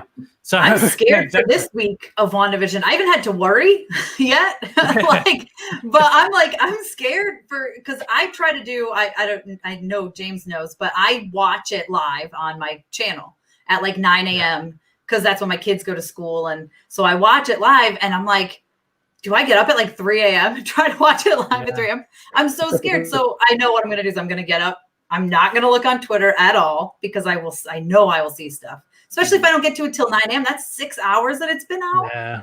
Like there's people that are going to post stuff. So they seconded it already. I mean, that happened with the Mandalorian. I remember watching it. Yeah. You know, I wake up early because of the little ones. You know, he's 1 and the other one's 5. So, you know, I would normally get up at 5 either way, and I put it on and I was like, wow. And then I look online and at 5:45, it's just Yeah, it's crazy. Yeah. I had for the Mandalorian finale, I had to stop looking at the comments because people started spoiling stuff in the comments. Oh and I my said, well, I'm not reading comments now. And that's why I have my trusty moderators. I see them here, Ted and Andrew. But yeah, people were like, just stop reading the comments because I had missed them, but I would see like, you know, Ted timed out this person or whatever. And people were like, they're giving you like complete, like they were basically like, hey, wait, do you see when Luke shows up? And like, I would have been so mad. So it's like, so I'm scared. I'm like, it's going to be, it was nice not having to worry about it the last 2 weeks, but I know starting this week, I'm going to have to. So. Yeah. I sign out of Twitter as soon as the episodes go up because it's evening here. I sign out of Twitter for like 3 or 4 hours because I know I'm going to see something. I just know I'm going to see something. And it happened with Mandalorian, the first couple episodes, because I got to them late. I got to them like 3 or 4 hours late. Yeah, right. I'd seen stuff. I had seen, it wasn't huge spoilers, but just like screen grabs and people going, that moment was so good. I'm thinking, I don't want to see this. So I just tune out of Twitter until I get to the, I'm lucky here because it drops at like midnight over there or something, 2 a.m. It's 3 a.m. my time. Yeah, so for me, it's like I think 7 p.m. for WandaVision. Yeah, but Mandalorian was like 5 p.m. Yeah, I had so I had someone in my last. Sorry to cut you off. This just really reminded me of it. I had someone in the chat last. I watched it at 9 a.m. right on Friday, and it came out at 3 a.m. So it'd been like 6 hours. And someone's like, "Why are you so late watching this?" And I was like, "So late? First of all, I've already seen it. If you really want to go there. Second of all, it's 9 a.m. It's the same time I did a Mandalorian. The same time because my kids, I know they sit down to virtual schooling at 8:45 and they're in class till 10:30. So I know their teacher is watching them and they won't need me and I can dedicate that time. And it's what I did all for Mandalorian. And I'm like, it's the same exact time. I don't know. Like I have kids too, you know, I have they're how old are they? 8 and 9. So it's not like I can get up at 3 a.m. and like, you know, wake up the whole house to come watch it. Do you guys think that honestly Disney is going to look at this year and think, okay, there were a ton of spoilers. Maybe we should release them at like a decent time for everyone, you know, both East Coast and West Coast, or will they just keep them in like 3? They'll probably keep them. I don't know. I know you would think, you know what, like 7 a.m. or something, but then I don't know what time that would be for you guys because you have it's Disney Plus, right? The same thing. Yeah. But see that please everybody with that. I know. Well, it's like it's really good for me. Like 7 p.m. It's great. Oh, Friday night, sit down and watch it. But for like the American audience is going to be 70% of people watching Disney Plus. They'd be mad not to change the time so that it's like 7 p.m. for, you know, Eastern time or something, or you know, or West Coast or whatever, so that it's just a one set time. So it is a good time for people in America to sit down and watch it on a Friday night. And if that means I get it like 3 a.m., then too bad, you know, because we're a smaller audience. But I think that's, I have thought that is crazy that the Australian audience gets it like 7 o'clock and then everyone in America, who's the biggest audience, has to wait like 6 hours to get to it or something. I don't know. It's very strange how they've been scheduling it. Yeah. You got to think of the people that work outside the house, can't like get up in the morning and watch it before work. Yeah. They got to try to avoid everything all day before they get home. And people talking about it, if anything, Yeah. I don't know. Crazy. Exactly right. Because there are people, I see people on Twitter from America who are up at 3 a.m. watching it. We're sitting down and watch the show now. And then you go to work the next day and there's people talking about it. Oh, I watched it last night, stayed up all night. Shut up. Right, yeah. I know. I don't know. It's crazy. I mean, I wouldn't be surprised, or even because if it's going to be a Friday, I think it would be Friday night would make the most sense, or at least like early, like 5 p.m. or something. You know, like not just midnight. Is such a weird Pacific time is such a weird time. I feel like I get that it's like okay, the West Coast is officially in the next day, so that's why they do it. But it just seems weird. I would like for them to change it. I don't know if they will, though. But that's the thing. You're right. There's so many spoilers out there, James, within like 5 minutes. It's like, I'm so afraid. Madness. It's crazy. I don't know. They're talking about Charlie Cox in the chat here. Oh, are they? It was That's a whole another. Yeah. I know, that's Yeah. a whole nother. Listen, Bloody Spider-Man. That movie. That's gonna be insane. I'm so excited. I mean, I get nervous because it sounds excessive, the amount of people. It's like, who isn't in this movie? Yeah. But at the same time, I don't know. I feel like it will be pulled off, but it's going to be crazy. I think a lot of them are going to be cameos. We're way off topic now. Like small parts. They have to be. There's no way it's like, here's a full story of 3 Peter Parkers. Just I don't know. Yeah. Oh, it's crazy. What is going on here? It was announced on a rumor site. Marvel didn't announce it. Oh, about Charlie Cox. I think it's. No, it's true. It's gotta be true. I'm pretty sure it's true. Yeah. Wasn't he seen on set or something? Yeah, he Yeah, was. they said he seen on rapped set. filming. Yeah. Yeah. And he makes sense to be like, he makes a lot of sense to be in it. Matt Murdock does, because Yeah, for sure. I mean, even just real quick, comic book wise, I might be wrong, but I think isn't he the one who like defends Peter with like, because Peter's trying, because his name comes out and stuff. Yeah. So I think it makes total, which obviously That's they did a with role in the film too, right? Yeah. Yeah. Well, if you hear like Marvel fans, like you ask them, what is like top 5 things you want to see happen in the MCU?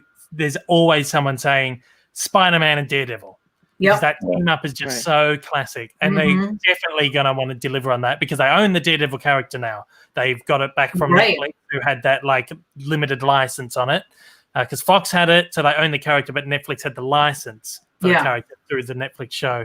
But now that Netflix license is over, there's no reason they can't slide him in there. I agree. I know. And that'd be so good too, especially to see, look, here we go.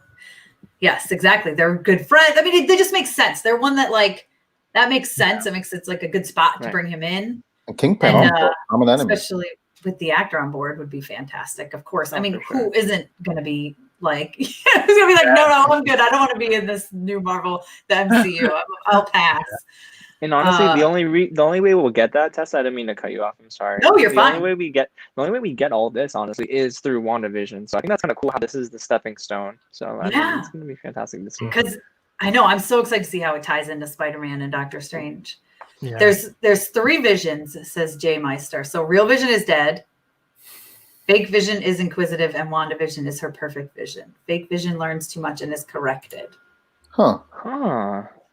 So who would Wanda's vision be? Would that have been the one in the first episode? I don't know. Yeah, Because the one in the first episode technically was self-aware to a degree, right? Yes. Well, yeah, because the one guy's like, you're like a talking computer. And he's like, no, I'm not.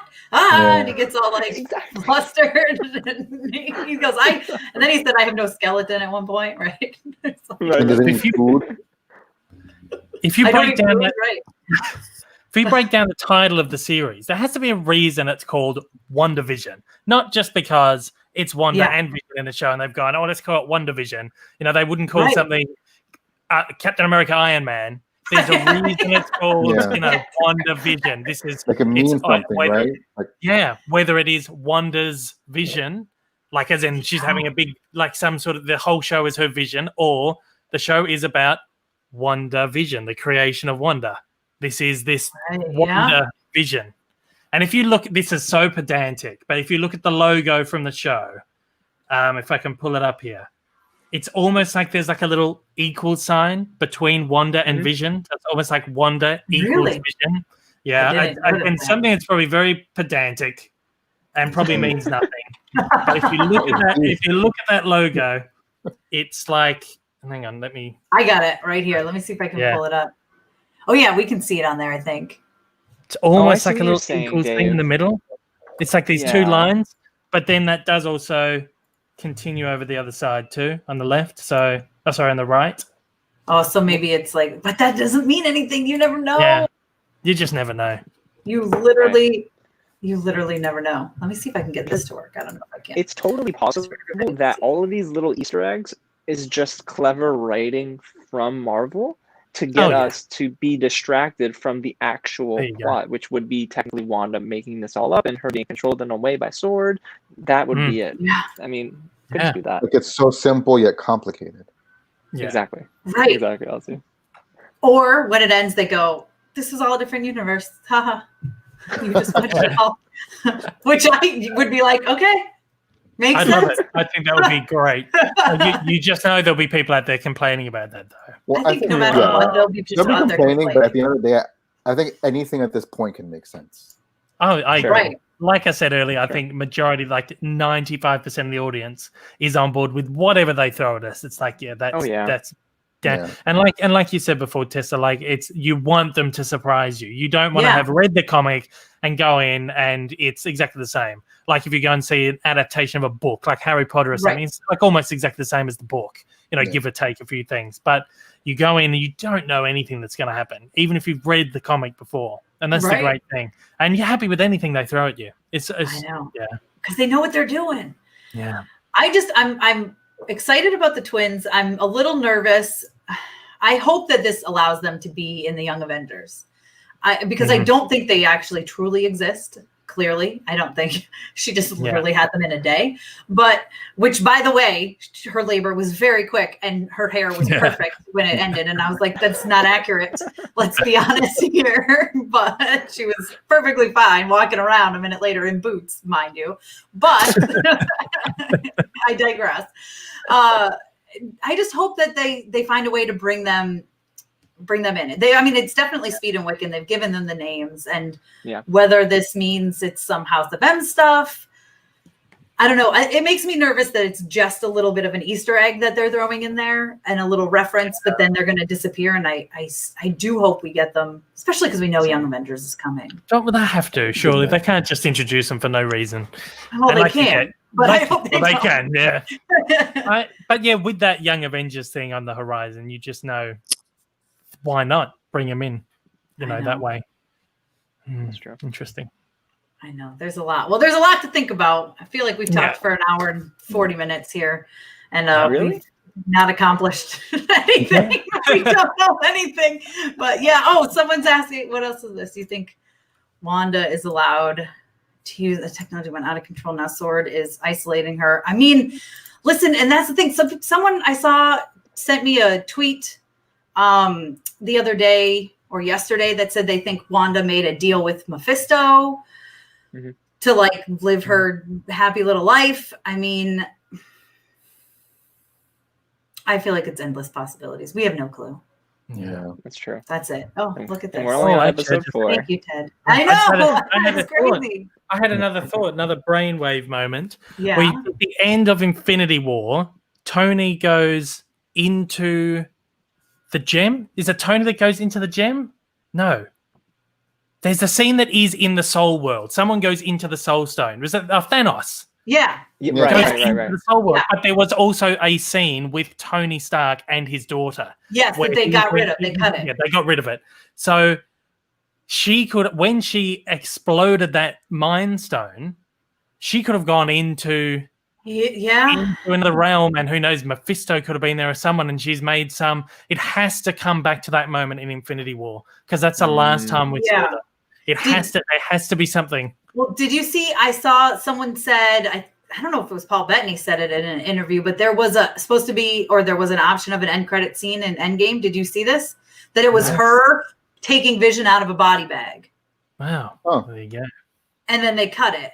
So that could be her like, okay, here's my dead Vision, but like, and she's gonna do something to bring him back. I don't. Yeah. Is she walking around with a dead body and she's like animating him? At the end of the day, he's a robot. Really, he's a robot. Right, you can rebuild him, but then the weird thing about that is he's got the gem back in, which was blown up. So and that doesn't make sense. Yeah. How about when she was like, "My husband and his indestructible head." And you're like, well, that doesn't age very well. It wasn't so indestructible in Infinity War. Yeah. Oh, poor Vision. Amazing. Oh, man. There's so much. I feel like we could just keep talking and talking. Was this person Hellfire Club? Well, Emma Frost. See, I'd be cool with Emma Frost. Oh, wow. Yeah. Right? And you get Strucker. Yeah. Wow, that would be super deep. It would be. But you never know. I know. What does Ren think? He thinks Hydra somehow has Vision's body, and that could be how they're entangled in all of this. That's possible too. I like that. Which stone did they take from Hydra? It was was it the Mind Stone they took from Hydra in Ultron? Yes. Yes, I Could believe they so. have Dave. still- I think so. Could they have still had like a shard of the Mind Stone or something? They, I don't know if that they can, could. Or they duplicated somehow the power. yeah, I don't Yeah. know. yeah, maybe they harnessed the power somehow. And Mm. because if we're tying Hydra back into it, you've got the picture of the Hydra base on the wall. Right. Right. The right. Hydra logos in the Yeah. on the watch and the soap. Yeah, because Ultron took that stone to create Vision. Mhm. So what if there is a remnant of the stone still floating around somewhere, or who knows? I know that's really possible too. Listen, So many Ren ways says to we go were with right. that. It was the Mind Stone. Okay, good. But the stones are supposedly gone. Yeah, but there's Yeah, also right. all these other dimensions, and what if they have Yeah. stones? And Right. Or someone traveled in time. Mm. yeah, listen, this is just yes. He used the stones to destroy the stones. Yeah, Yeah. but right, which is why how is it in Vision's head? Obviously, she's imagining it. Right, she's Right? obviously imagining it. I think so, Tessa. But also, we have to Yeah, I remember the think so. Loki series. The Loki series. I mean, he technically Yeah. He took the took stone. that, and yeah, he's back in time now. So he's hopping between different dimensions. It's so true. Oh my gosh. It's That what I would be a mean. fun series to discuss. Yeah. It is. It's like every time you think, oh, maybe. No, There's something else. Who knows? That I don't Loki is know. going to be wild, though. Like that's I going like to it, play can't into wait. this multiverse thing like crazy as well. No, Yeah. I'm so excited for Loki. It's going to be Yeah. so fun. Like, I Yeah. was excited for it anyway, but then when that trailer or sizzle reel, whatever, Oh my god. came yeah. out, I was Yeah. like, oh, yeah, okay. This is going to be awesome. I love me some Loki anyway. Yeah. But I was like, man, that's going to be good. And Mhm. it's funny because I was most hyped for Falcon and the Winter Soldier originally, and now I think Yeah, I'm same. not least hyped for it, but I think I'm like, oh, Loki, and I guess it's just not in the mindset of it now, you know, with WandaVision so. being I was speaking to someone else actually recently, and I think it's because Falcon and the Winter Soldier seems like the safest thing. yeah, It's like the safest property. It Mhm. is like it almost looks so visually like the Winter Soldier film. It's like the Avenger. Like it's just that it's stuff that we've seen before. And I Yeah. feel like that's probably why they wanted to kick off the Disney Plus shows with it, because it's familiar and it's an easy way to get into it. And I don't like, obviously their plan was not to open up the TV side with something as wild and crazy as WandaVision. Bonkers. But I feel like maybe that's why that's dropped off a lot of people's radars, because it just looks, Yeah. especially after we've had WandaVision, we know what Loki's going to be like. It seems so safe. And what we want now is like, we want this crazy stuff that just makes us sit here for an hour and a half or an hour and almost 2 hours just talking about, well, what's going to happen? I feel like it's like the safest property out of the lot. Yeah. Out of the lot. And yeah, I think you're right. yeah. I think that's what it is. I mean, I'm still excited for it, but it's like, oh yeah, for sure. It's gonna be plus awesome. they cut Bucky's hair. What are they doing cutting his hair? I'm very annoyed about that. That was a bad move. I got the Funko Pop and I was like, oh, he has short hair. Sad. I like long hair, metal arm Bucky. But we try not to call him Bucky in our house because the girls have not watched Winter Soldier yet. So we don't right. so we call him we don't call him Bucky because they think Bucky is dead. Oh right. Oh, And they were very sad. But it's funny because they've seen like a lot of the newer, like they've seen Guardians and they've seen Captain Marvel and they've seen bits and pieces of like Infinity War. So they should be able to piece it together, but they haven't yet. Yeah. Hey guys, So- I gotta Yeah, I know. I was gonna say Yeah. we should get going Oh, here man. soon, probably. bathe my little but guy thank and put him to sleep. For being here, Ozzy. No, this was yeah, awesome. Ozzy, we love you. This was so Yeah, fun. amazing. Can't wait to Loki see shut up the on most trailer. anticipated. The awesome trailer being renewed for season 2. I forgot about that. Bye, Yeah. Ozzy. Thank you. take See you, care. Ozzy. Nice to meet you. You too. I forgot about that. I forgot it was already renewed for season 2. So yeah, right. And then it's the same guy that's writing for Doctor Strange, and like Ren pointed out, Feige picked that writer personally out for his Star Wars movie. So there's something he likes about. Yeah. I don't think this is. I don't think Tom Hiddleston. I don't know that he'll even be in. I don't think No, he'll he won't be in WandaVision. it at all. No, I don't think I so. can't see it.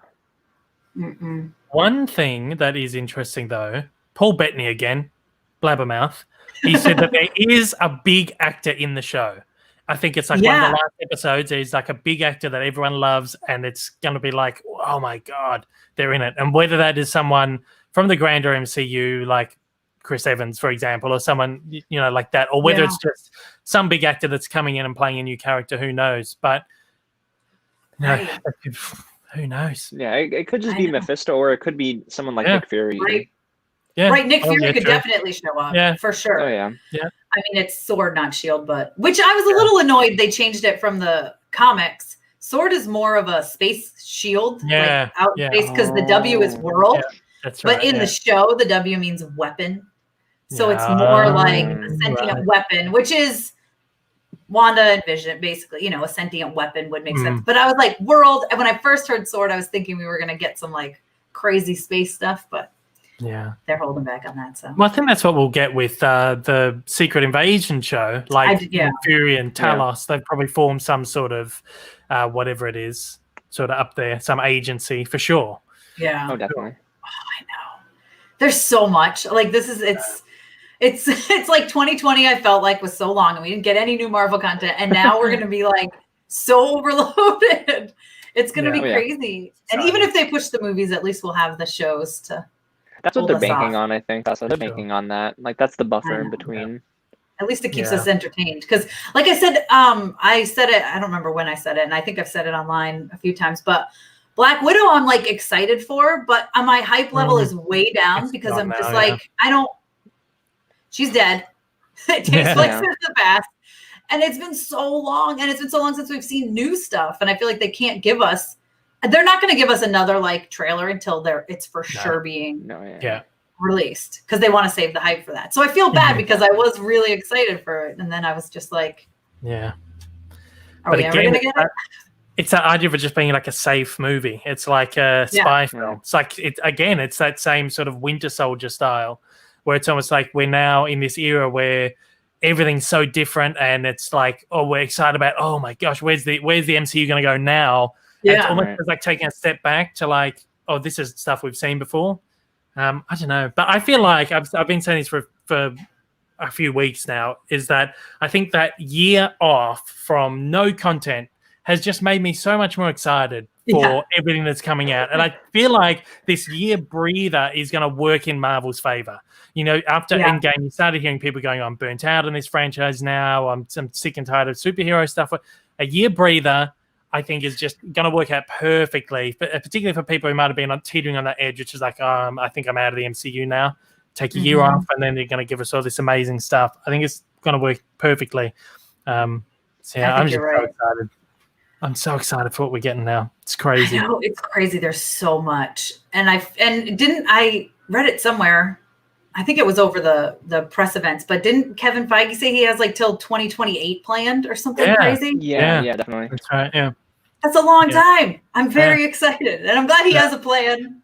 But that makes me think, like, does what's happening now? He has that tied to stuff happening in that's insane. 7 years. Yeah. That's insane. Yeah. Crazy. It's crazy. Yeah. And he said he did an interview recently where he said that the pandemic and everything shuffling the release schedule has not changed the narrative structure of the story that he wants to tell. It's even though we've knocked a few things out of order and whatever else, he said it hasn't changed anything. So I think that's it's insane. Yeah. It shows he's brilliant. I tell you, that man. Oh yeah. He's so smart. Like I picture him just having these like elaborate like boards of, like the thing where you connect this to this, this to this. That's like what is inside his head. It's got to be like. Have to be. I listened to an interview with him. I think it was with Leonard Moulton on Leonard Moulton's podcast. He just interviews people in the industry, and it's an amazing episode he did with Kevin Feige. It must have been like an hour, maybe an hour and a half podcast where he just talks about his whole career and how he got started with like the first X-Men movie was like one of the first things that he was involved with, and how he's been part of all these Marvel movies well before the MCU. And just to hear him talk about how he came up with this grand vision for we can do this in movies, it's insane. So if you can check out that podcast, Leonard I will. Moulton's thing. I can't remember what it's called, but Oh, yeah, I'll have check to, it out yeah. for sure. Amazing. Kevin, I love Crazy talking guy. to Kevin. He's Yeah. one of my favorite like interviews. I've interviewed him twice, and it's like each time Oh, it's that's just so cool. So lucky. he shameless plug again on the Thor Ragnarok red carpet. He saw me and he remembered my name. He was like, Tessa, come here, let's take a picture. And I'm like, this is like one of my Wow. favorite moments about that. I'm like, hi. He's like, you finished your sleeve yet? Let's look at it. I'm like, oh yeah, here it is. This is- I was like, this is my favorite. We're best friends. Amazing. And he always has the coolest hats. Like his hat is so smart. Yeah. All right, let's wrap up. But first, Ren is giving us his strongest theory. So he says Wanda can create realities. Yes. Given the movies the show leads to, Wanda creates the multiverse. Searching for Vision, who is alive? ? Doctor Strange 2 could be closing the doors. Oh, that's interesting.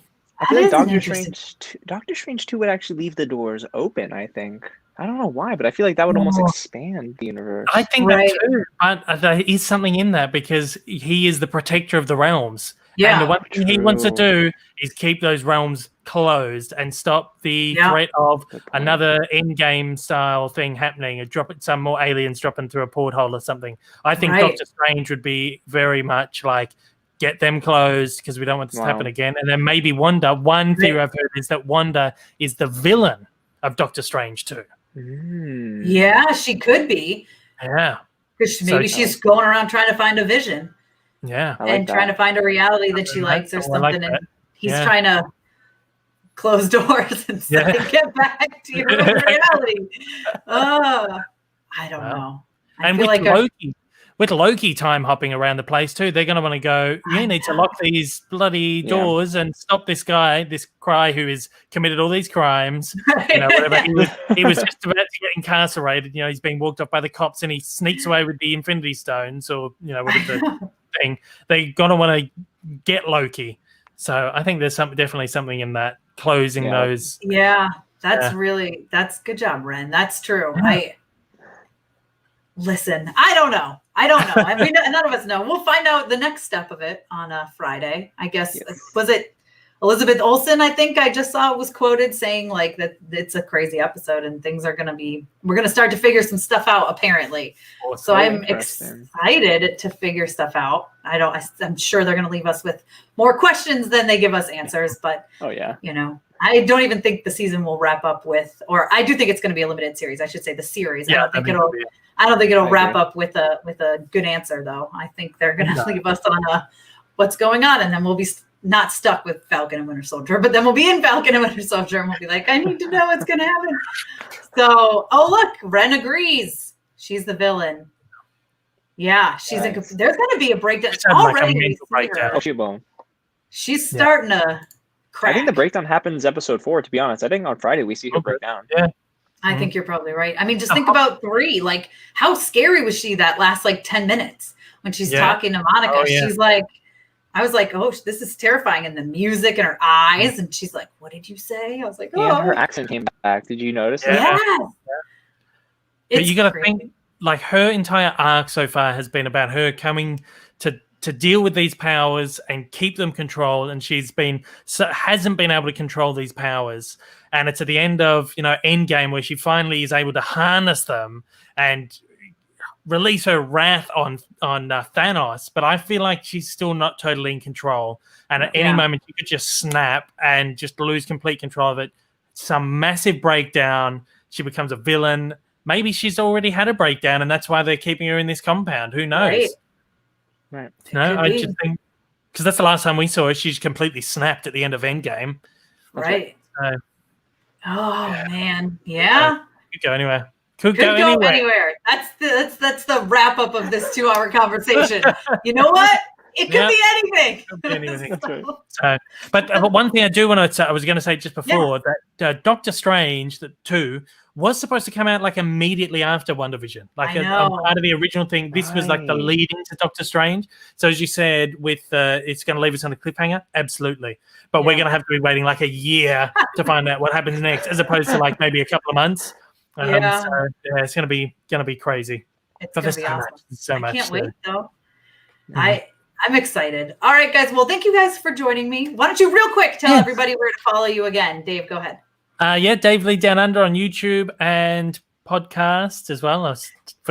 Almost forgot again. You can find me on Twitter, Instagram, all that stuff. Just search for Dave Lee Down Under. There you go. And yeah, thanks for having me on, Tess. It's wonderful. Of course. It's been wonderful. And it's been amazing to meet you too, James, as well. Likewise. And then, James, why don't you let people know where to find you? Yeah. For sure. You can follow me on YouTube here just by searching Real James, and on any social media platform at It's Real James. And honestly, Tessa, I wanted to honor you a little bit here before we go because of your hard work and what you do for the community. Because the thing is, I don't know if you know this, but you play a really important part in making this community feel inclusive rather than feel exclusive. Because even though you have all these cool stories about meeting people on the red carpet, you do make it feel like it's attainable for those who are coming up, right? That want to do this for a living as well. So thank you for your hard work. You're a great mother, and we're grateful that you get to bring Dave and Ozzy and myself together for something like this. So thank you so much, Tessa, for all that you do. Oh my gosh. Well, thank you. Yeah, of course. And because you guys are so great, and I want you guys to know that, because I know back when I first started too, or like was trying to build up to get that stuff, it's like I almost gave up here and there. And I think it's important to let people know that the stuff they're putting out, people watch it and love it. Yeah, so thank you for doing what you do too, both of you guys. Thanks. I appreciate it. Thanks for joining me, and all you people. If you're watching this back, drop your theories down below in the comments, because I'll discuss with you there. I'm sure there's a million theories. So I would say pick your favorite that we've had, but I don't even know. But thanks for joining us, guys, and I'll see you next time.